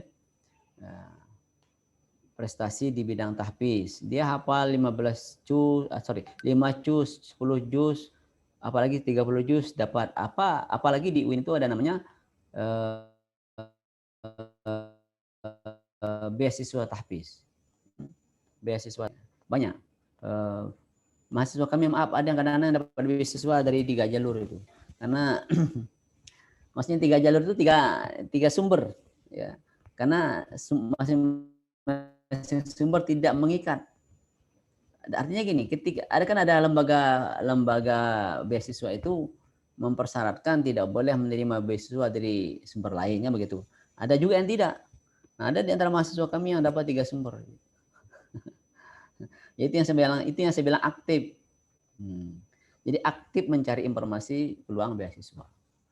Ya, tapi mudah-mudahan tidak mengurangi niat lah ya. Tidak mengurangi niat kita.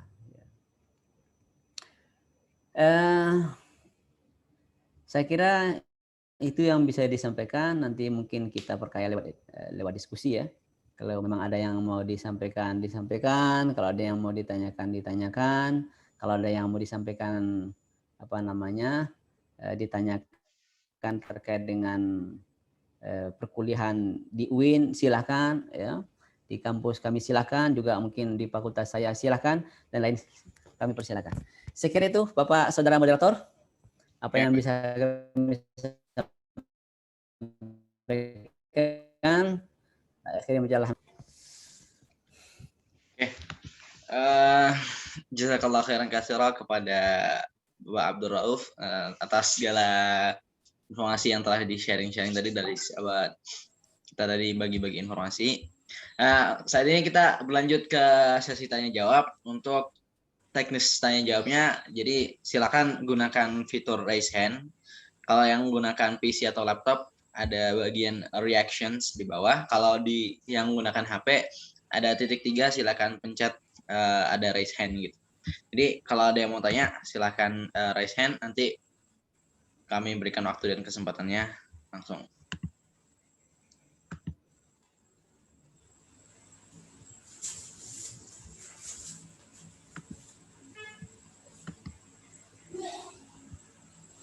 Oke. Ada yang mau tanya?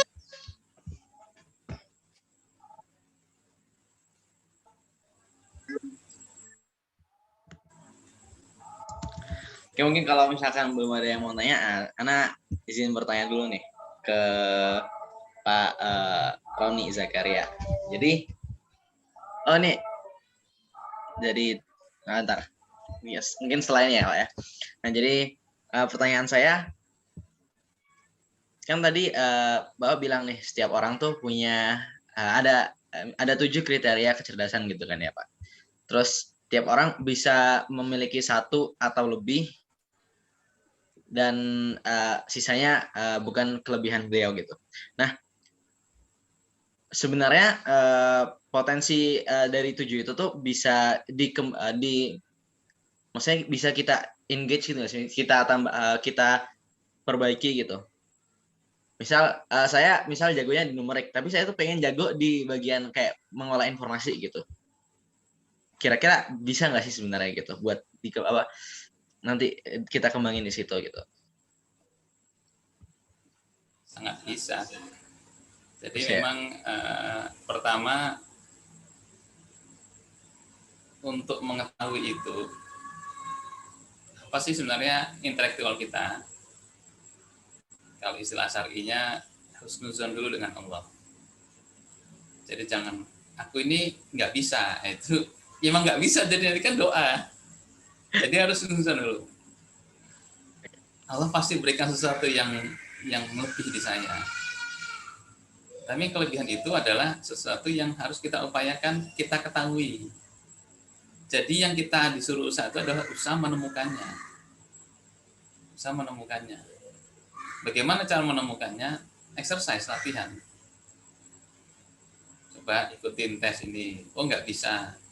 Ada ikut satu diskusi untuk misalnya melatih kemampuan kita menggunakan dalil-dalil dalam penyampaian.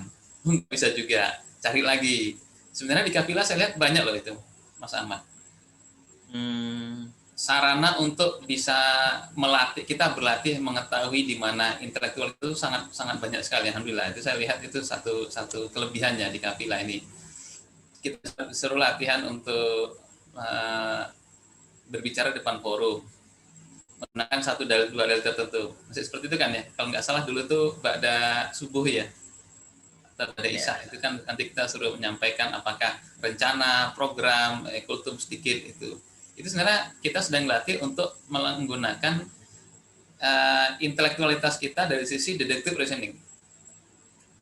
Bisa nggak kita menjabarkan satu kaidah umum untuk banyak kasus yang sifatnya apakah kasuistik atau kasus yang lagi in atau satu masalah yang sedang terjadi. Atau bisa juga nanti saat misalnya ada satu kegiatan kelompok, apakah eksplorasi perpustakaan atau misalnya Jami'ul Lughah seperti itu. Nah, itu misalnya sedang membahas satu topik tertentu dan nanti akan menarik satu kesimpulan tertentu. Itu inductive reasoning. Coba kita cari passion kita di mana sebenarnya. Analytical nanti untuk olimpiade seperti itu ya. Nanti yang lain lagi apa misalnya? Kemampuan kita memahami. Coba ngobrol banyak dengan Ustadz Amdi. Itu beliau tuh saya lihat jago itu untuk mengeksplorasi anak-anak itu gimana ke arahnya segala macam, itu bisa dengan beliau. Ustadz Dani juga sama seperti itu, dilatih Mas, sehingga nanti akhirnya ketika kita sadar problemnya itu ya, orang bukan nggak punya, tapi tidak pernah mau mencoba sehingga dia sadar bahwasanya dia punya kemampuan di situ. Akhirnya ketika dia sadar, itu bekal awal untuk mengembangkan lagi. Kesadaran akan kemampuan sesuatu itu akan bisa menjadi bekal untuk rasa percaya diri. Percaya diri akan kemampuan di bidang tersebut. Yang jadi problem ketika emang orang malas untuk mencari dan menemukan kemampuan tadi, akhirnya yang terjadi apa? Minder. Karena namanya suuzon itu. Aku ini nggak ada apa-apanya, nggak bisa gitu. Harus dilatih terus seperti itu. Itu. Nanti ketika kita sudah menemukan satu poin, bisa nanti akan merambah ke bidang yang lain. Karena pada dasarnya gini, satu skill jarang menggunakan hanya satu intelektualitas. Bisa dipahami? Ya, bisa. Ya, satu skill. Seorang dokter, coba, ini saya balik nanya nih, Bang. Coba, apa yang dipakai, dimensi intelektual apa yang digunakan oleh seorang dokter untuk mengobati pasiennya? Komunikasi ya. Komunikasi kan nggak masuk tadi. Apa yang lain? Kalau komunikasi nggak ada. Itu kan itu. Bentar. Apa coba? Saya ngasih satu contoh. Satu clue ya. Dia butuh hafalan, Mas. Mana ada dokter, kamu sakitnya sakit ini kira-kira gini, tapi lupa saya namanya. Mana mau kita datang kedua kali ke dia. Betul nggak? Iya, betul. Ya kan? Dia harus betul-betul mengingat apa nama sakitnya, berdasarkan diagnosa tertentu, pakai obatnya apa, dosisnya bagaimana. Nah, itu dia minimal menghafal itu. Apakah hanya itu aja? Analisa. Nah, analisa apa nih sekarang? Analisanya apa? Analisa dari gejala-gejalanya, lalu menyimpulkan Ya. penyakitnya apa. Betul. Nah, itu berarti kan lebih dari satu intelektual yang dipakai. Ya kan? Iya. Seperti itu. Nah, pemahaman terhadap kemampuan kita itu memang butuh latihan. Dan latihan ini butuh wadah. Wadahnya apa? Ya bisa berkelompok tadi. Bisa kalau di kampus ada laboratorium, bisa studi club ya, bisa juga kita magang kepada orang yang bersedia dimagangin. Makanya saya sering sampaikan di depan kelas, saya bilang birrul walidain itu mudah kok, saya bilang. Justru ini jadi tren yang bertolak belakang. Anak-anak sekarang itu, ya termasuk saya juga, dulu itu agak ngerasa tidak punya prestasi atau rasa prestisius, bangga diri. Kalau apa? Dia ngikut karir bapaknya. Itu menurut saya itu salah. Saya ulangi ya. bukanlah sebuah kebanggaan dan kebaikan menurut saya mencoba lari dari orang tua untuk meneruskan jalur trek rintisan bapaknya untuk misalnya skill tertentu. Bapaknya seorang dokter, tempel itu malahan. Bapaknya seorang manajer, tempel itu. Karena kenapa? Dari sana sebenarnya Anda akan dapatkan media banyak untuk exercise. Diskusi banyak ngobrol dengan orang tua. Bapak untuk memutuskan diagnosa ini bagaimana caranya? Oh seperti ini, caranya seperti ini, cara seperti ini. Itu Anda akan dapat latihan itu nanti, latihan sangat bagus. Di satu sisi orang tua senang loh Mas. Punya anak yang berdiskusi banyak dengan orang tuanya, terjadi sharing, Masya Allah itu. Itu membuat senang orang tua kan dari birrul walidain. Malah nggak kebalikannya, aku nggak mau gengsi dengan ayah, aku ingin mandiri, aku ingin mengembangkan kemampuan sendiri, justru aku bisa menunjukkan ke orang tua aku ini bisa mandiri. Salah itu ya, tolong jangan ini kan. Saya ngasih contoh real di ini praktek betul-betul terjadi di Solo. Ada yang kenal nggak dengan namanya Prof. Suharso? Enggak tahu, Pak. Ya, Prof. Suharso itu adalah bapak pendiri ortopedi Indonesia. Nanti saya jelaskan, mungkin Anda kenal. Prof. Suharso punya anak, namanya Dr. Tunjung, Allah yarham. Siapa beliau? Yang punya Pendiri. Sikarima. Betul. Itu anaknya Prof. Suharso. Namanya Suharso itu dinobatkan, disematkan menjadi pusat ortopedi, rumah sakit ortopedi Solo. Jadi urusan bongkar pasang tulang itu Prof. Suharto tokohnya. Anaknya siapa? Dokter Tunjung. Tertunjung. Dokter Tunjung Allahyarham. Cucunya Prof. Suharso juga dokter ortopedi yang sekarang melanjutkan misi dakwah dan juga misi bakti sosial mereka membentuk rumah sakit Karima Utama. Dari sisi skill dapat, dari sisi birrul walidain dapat, nggak mau. Jadi kalau yang punya orang tua yang punya memang prestasi bagus, tempel lah mereka. Niatkan satu, belajar dan birrul walidain, dapat dua Mas. Ya, banyak tokoh-tokoh panglima perang terkenal itu justru lahir dari keturunan para jenderal perang. Karena kenapa? Mereka selain dapatkan ilmu langsung dari bapaknya, mana ada bapak mau nipu anaknya, nggak ada. Saya nggak yakin itu, pasti nggak ada lah. Itu mengkader mereka dari mulai kecil, bagaimana strategi perang turun mereka diskusikan. Ketika mereka nanti menjadi seorang panglima perang yang muda, tapi dengan nuansa pengalaman yang sangat besar. Maka lahirlah dalam tokoh pergerakan Islam di dunia ada namanya Sultan Muhammad Fatih. Siapa bapaknya? Panglima perang juga. Dia dilatih dari kecil untuk apa? Untuk menjadi calon panglima perang. Niatnya dua Mas, menuntut ilmu orang tua dan birrul walidain untuk menyenangkan orang tua. Insya Allah itu dapat. Ya, latihan. Cari media latihan yang terdekat. Yang paling dekat adalah justru dari keluarga kita sendiri. Biar orang tua kita, paman kita, Pak D kita, Budi kita itu silakan didikan. Karena bisa jadi kalau sekolah penuh dengan keterbatasan, mereka kan harus ngomong banyak orang gitu ya. Ya itu nanti mungkin agak sulit. Kalau ada dapat ya alhamdulillah seperti itu. Tapi kalau mau tidak, cari dari keluarga terdekat. Niatkan tadi. Kira-kira gitu Mas Anand. Wah, oke. Insya Allah ya. Oke, kita lanjut. Tadi ada penanya lain. Ini nggak tahu ini bapak atau ibu, namanya Tri, mungkin bisa mengutarakan pertanyaannya. Assalamualaikum warahmatullahi. Waalaikumsalam warahmatullahi wabarakatuh. Waalaikumsalam warahmatullahi wabarakatuh. Kedengaran nggak Pak? Jelas ya? Jelas Pak, jelas. Jelas Pak. Ya, saya ayahnya Pak Rasin nih, mau nanya aja sedikit masalah UIN.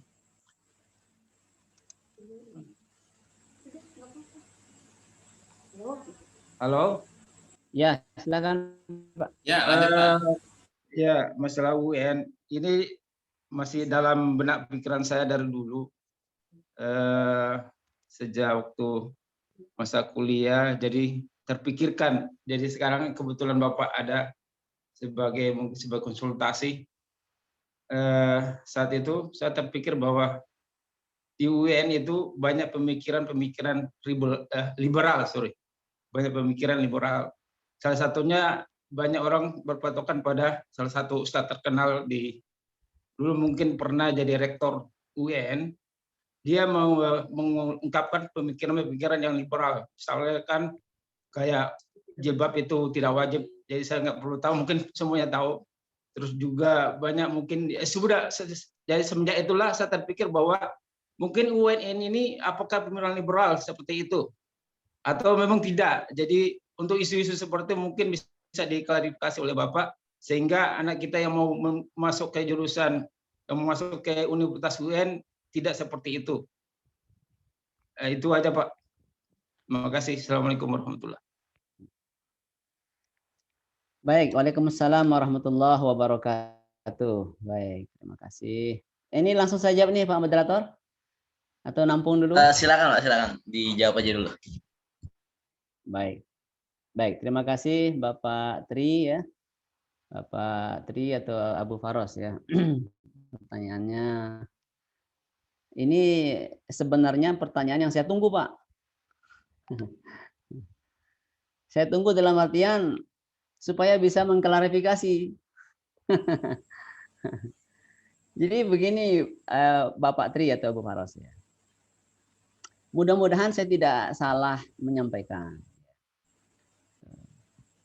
Kita kalau sudah di dunia akademik itu Pak, dunia bebas.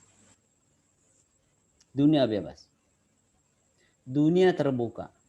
Jangankan sebatas pikiran seperti itu, Pak. Di UIN itu buku tentang PKI pun juga ada, Pak. Ya. Tentang akidah Asy'ariyah ada, akidah Wasatiyah Ibnu Taimiyah juga ada, akidah Muhammad bin Abdul Wahab juga ada, Pak. Semuanya ada di UIN itu, Pak. Nah, perlu dibedakan antara pemikiran dengan praktik. Secara pemikiran semua orang boleh beride, boleh berpendapat. Tapi secara praktik belum tentu diterapkan di kampus itu. Pemikiran menyatakan jilbab tidak wajib, itu boleh nggak orang menyampaikan pendapatnya? Ya boleh saja. Persoalan kita setuju atau tidak itu kan urusan lain lagi kan.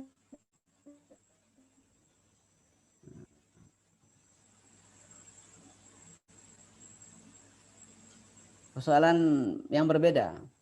Di UIN itu walaupun ada ide seperti itu, ternyata agama itu tidak mewajibkan jilbab, itu tidak mungkin. Ya, ada nggak pemikiran liberal? Oh banyak.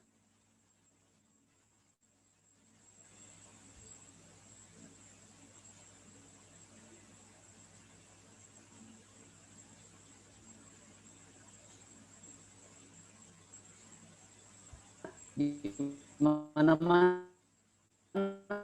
ada Pak. Ya. Tidak dianggap liberal oleh masyarakat, sebagian masyarakat itu sebenarnya mereka itu bukan dosen UIN. Seperti Musda Mulia misalnya. Nah, Musda Mulia memang pernah dosen UIN pernah, tapi dia bukan dosen tetap. Ketika dia mengeluarkan ide bolehnya pernikahan sesama jenis, langsung dipecat dari UIN, Pak. Nah, itu komitmen UIN untuk menjaga syariah. Ya. Jadi pemikiran-pemikiran yang liberal, yang ekstrem itu begitu dilontarkan, apalagi membawa nama UIN langsung dikeluarkan, langsung dipecat. Dan dia bukan lagi Dewi dosen UIN. Ah, itu. Kemudian seperti yang saya sampaikan di awal, jadi kalau kita ingin kuliah di kampus-kampus seperti ini, perlu yang namanya istiqomah. Anak-anak kita tetap istiqomah. Istiqomah dalam hal apa? Istiqomah dalam hal ibadah, komitmen mereka dalam melaksanakan agama, terutama sholat, ya, sholat dan lain-lain tentunya. Ya. Nah, kemudian juga di samping mereka istiqomah yang individu sifatnya juga terlibat di dalam organisasi-organisasi mendukung keistiqomahan mereka. Di UIN itu ada yang namanya organisasi semacam PMII ada, mungkin di kampus lain juga pasti ada itu ya, di saya kira UNS Solo pasti ada itu. Kemudian ada juga HMI, ada IMM Muhammadiyah, itu ada. Ya. Ada juga HTI juga ada di UIN. Tapi waktu itu sekarang sudah nggak ada lagi. Ya. Apalagi LDK juga ada di kampus di UIN itu. Jadi kalau kita ingin kuliah di kampus-kampus seperti ini, ya bergaullah sama orang-orang yang baik itu. Ya. Wasbir nafsaka ma'al ladzina yad'una rabbahum. Ya, tetapkanlah dirimu, sabarkanlah dirimu untuk tetap mengikuti orang-orang yang selalu berdoa kepada Tuhannya pagi dan siang. Ya, artinya istiqomah dalam hal dalam hal melaksanakan agama dan juga tetap mengikuti bersama orang-orang yang baik itu. Ya, Nabi sudah mengingatkan kita kan, al-mar'u ala dini khalili, seperti yang saya sampaikan di awal tadi. Al-mar'u ala dini khalili. Seseorang sangat bergantung kepada cara hidup agama temannya. Ya. Dan Nabi pernah mencontohkan kalau bergaul sama tukang minyak wangi, kita akan kecipratan wanginya walaupun tidak beli, kan begitu. Kalau bergaul sama tukang pandai besi, kita akan kena aroma besinya walaupun kita tidak terlibat. Nah, kalau menyangkut yang di UIN itu saya perlu sampaikan, dan ini bukan hanya Bapak yang menyampaikan, saya pernah menghadiri ceramah di Condet dulu ya. Seorang guru, dia ceramah pada maghrib ya, ceramah pada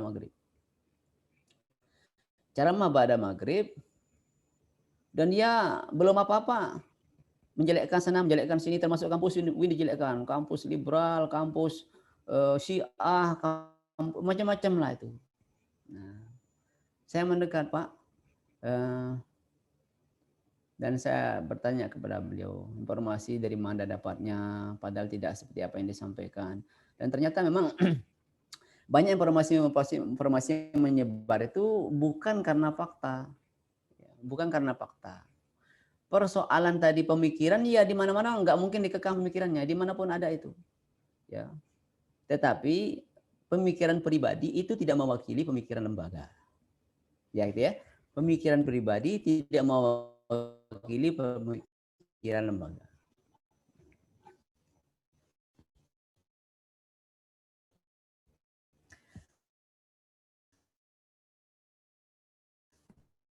Dan mohon izin, bisa jadi di Jamiah Islamiyah di Madinah atau di mana ya.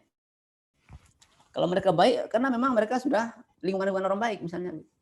Tapi kalau di kampus UIN mereka baik, misalnya kalau kampus UIN ya, kampus-kampus Indonesia mereka tetap istiqomah, itu baru menurut saya luar biasa. Menurut saya itu baru luar biasa. Jadi kita bergaul bukan berarti kita harus larut dengan pemikiran dan pergaulan itu. Gitu ya. Kita bergaul bukan berarti ikut. Bergaul kalau bisa mempengaruhi bukan dipengaruhi. Ya gitu ya. Nu'assir wala nata'assar. Kita bisa mempengaruhi. Ya. Mohon izin Pak, kami saja di Fakultas Syariah itu arus pemikirannya beragam Pak. Pemikiran sangat beragam. Ada yang liberal, ada yang tidak liberal. Ada yang liberal tapi dia tidak merasa liberal, banyak itu. Tetapi persoalannya adalah kita tidak boleh mundur gitu loh. Kita harus terlibat dalam pergulatan pemikiran itu. Ya, kita harus, kalau kita melihat tidak tepat, ya kita kritisi melalui pemikiran dan ide kita. Bukan yang melontarkan umpatan dari luar, akhirnya nggak menyelesaikan masalah. Mending menurut saya masuk. Ya, kita masuk dan kita berikan perubahan-perubahan, kita cairkan ide-ide yang atau pemikiran-pemikiran yang menurut kita tidak baik itu dengan argumentasi tentunya, karena kita ini bergaul bersama orang akademis, kita berpikirnya akademis, bukan berpikirnya emosional, ya. Bukan berpikirnya berpihak kepada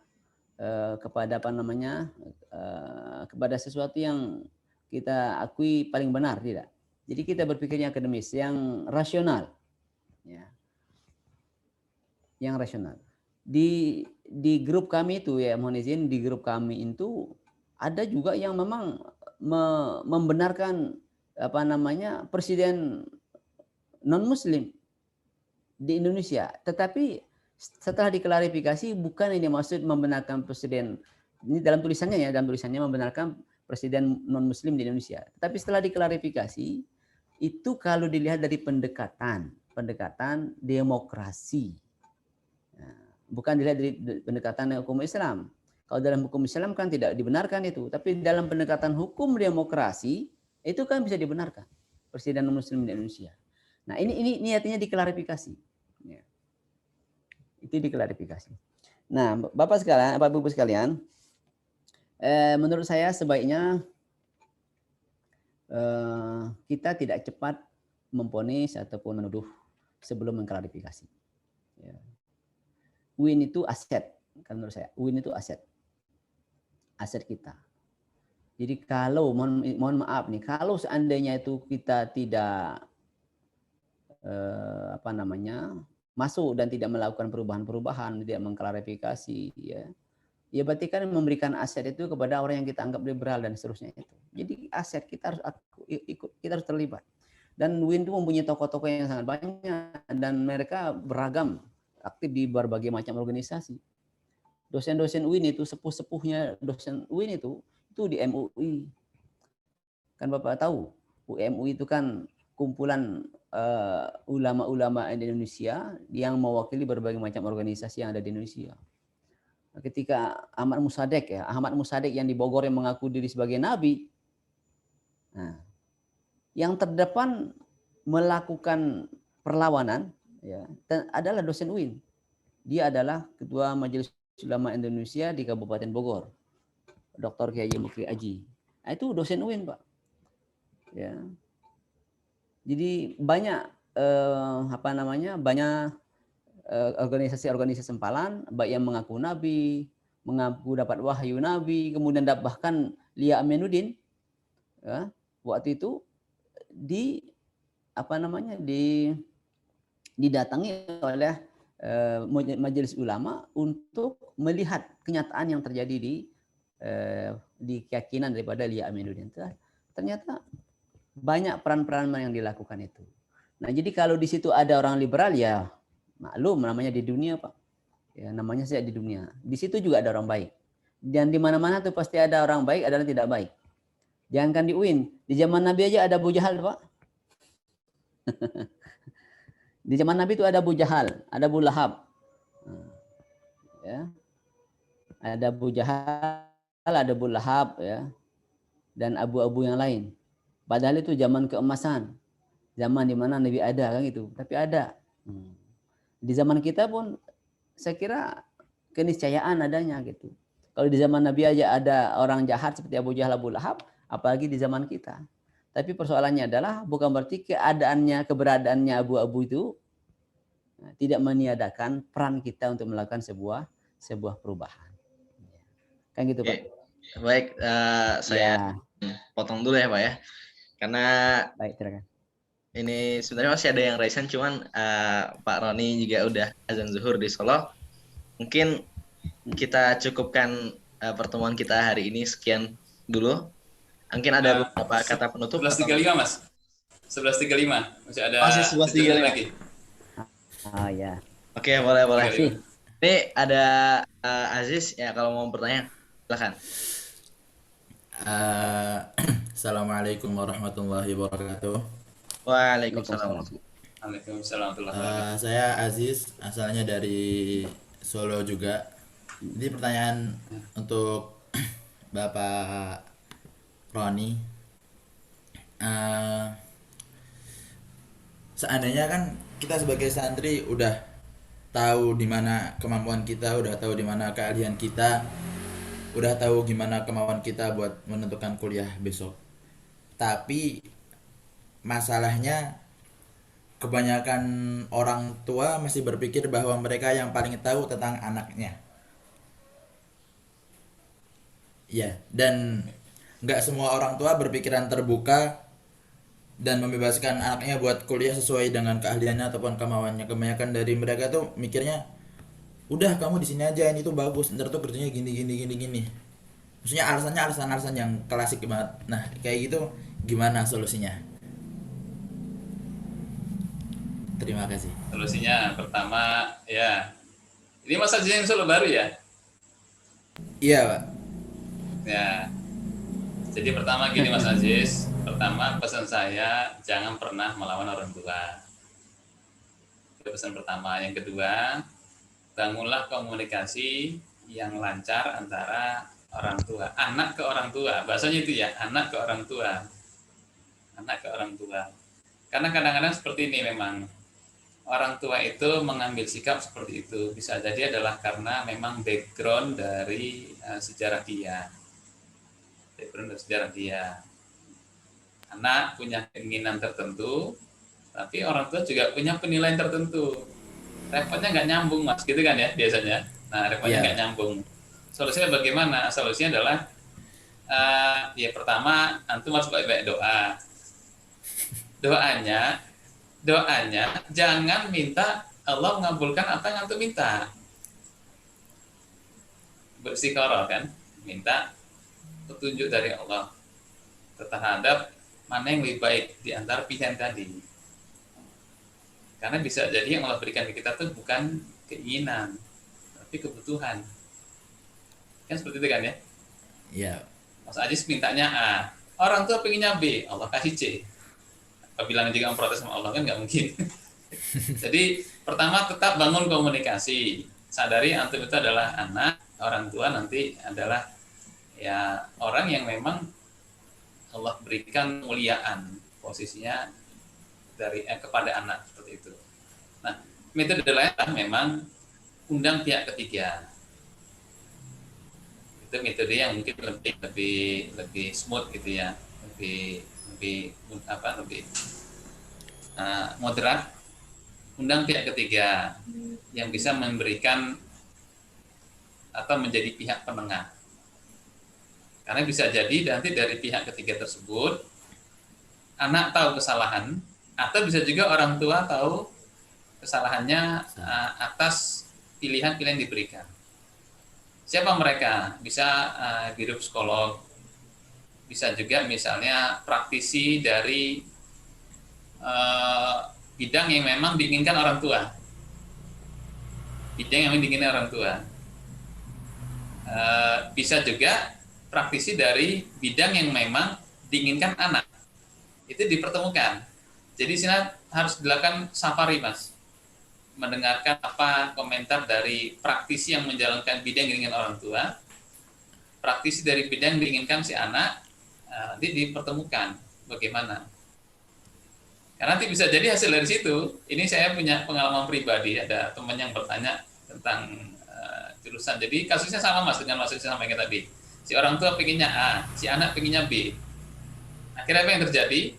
Ya waktu itu hasilnya adalah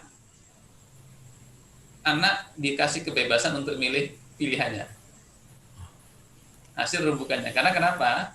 Waktu itu informasi yang diterima oleh orang tua ternyata setelah sekian tahun itu bergeser. Tidak sebagaimana yang dia asumsikan. Nah, kebijakan orang tua untuk istilahnya membebaskan anak tadi ketika pihak ketiga diundang. Ketika diundang, dia praktisi di bidang itu, dia sampaikan, oh itu nggak seperti itu Pak, itu dulu betul, sekarang udah beda. Sekarang udah beda. Sekarang udah seperti ini. Akhirnya si orang tua pikir, sudahlah kamu maunya apa? Akhirnya keinginan orang tua tadi lepas kepada anak. Ya udah pilih, yang penting bagus. Nah, kan bahasanya kan seperti itu. Itu berapa saran saya ke Mas Ajis untuk bisa melakukan itu. Yang penting satu, Mas, tetap harus dengan cara yang baik berkomunikasi ke orang tua. Seperti itu. Baik. Ya. Syukran, Pak. Apa ini, Mas? Mungkin ini karena kita sudah jam 11.24 ya, kita berada di penghujung acara. Mungkin kami berikan kesempatan terakhir untuk Abi Kamanul dan Abi Fadil, Bapak Aroni juga Bapak Abdurrauf untuk memberikan closing statement gitu ya. sebagai penutup acara kita pada hari ini. Kepada beliau berdua, waktu dan tempat kami persilahkan. Monggo Pak Tafadhal, Ustadz tafadhal, Abdul Ustaz. Rauf dulu. Ah, baik, terima kasih ya karena tadi Bapak yang mengawali presentasi, maka saya mengawali closing statement-nya. Setuju Pak. Baik, Bapak Ibu sekalian yang dirahmati Allah Subhanahu wa taala, kita tentu bersyukur kepada Allah Subhanahu wa taala, ternyata anak-anak kita yang dulu masih imut-imut sekarang sudah pada besar, ya.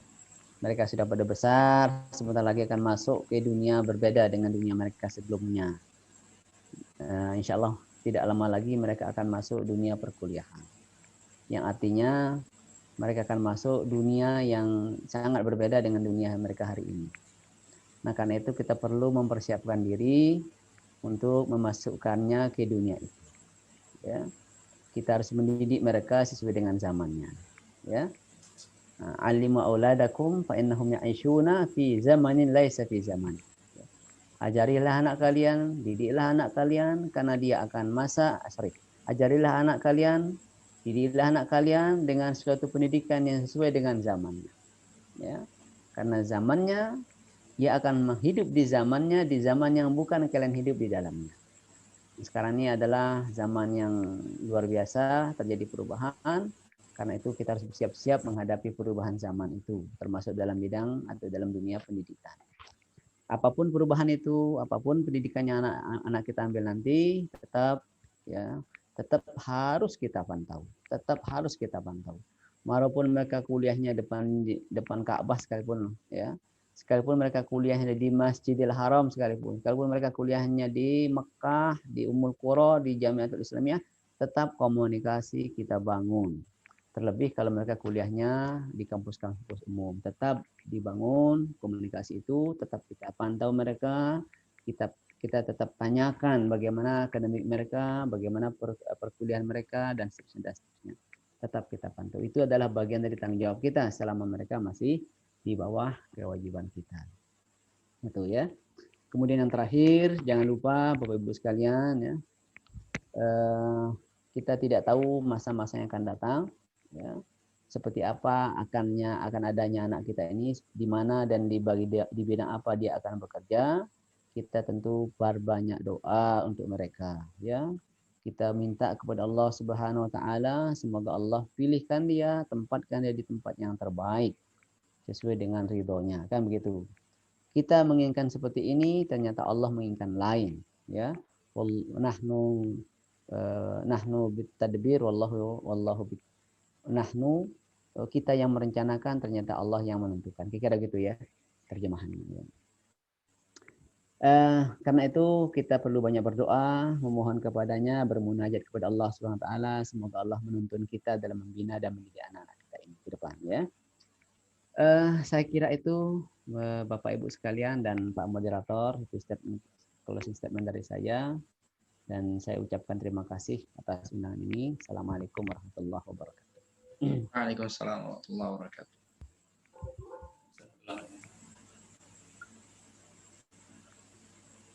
Ini dari saya berarti Mas Ahmad. Monggo, tafadhal Ustaz. Ya, kalau dari saya, pesan saya ke adik-adik ini yang mau kelas 11 berarti kelas 2 SMA nih atau aliyah ya. Pertama diingat adalah kuliah itu pilihan. Kuliah itu bukan segala-galanya. Kuliah itu pilihan. Anda boleh kuliah, boleh juga enggak? Boleh juga enggak kuliah. Tapi yang namanya orang berilmu, Allah pandang lebih tinggi derajat pada orang yang enggak berilmu. Ini maksud dari ilmu agama sebenarnya. Jadi tetap mengambil jurusan apa seperti yang saya katakan, jangan pernah meninggalkan perhatian kita terhadap ilmu agama. Itu yang pertama. Yang kedua, kuliah itu bukan sekolah. Variabel suksesnya banyak. Jadi jangan nanti berpikir kayak sekolah. Sekolah itu masuk kelas 11, pertama di kelas 12, namanya kan tinggal kelas. Betul kan ya? Masuknya di angkatan 11, tamatnya di angkatan 12. Berarti kan orang tinggal kelas. Kalau kuliah enggak. Kuliah kayaknya mau tamat tahun, tamat 6 tahun boleh. Tamat 4 tahun juga enggak salah.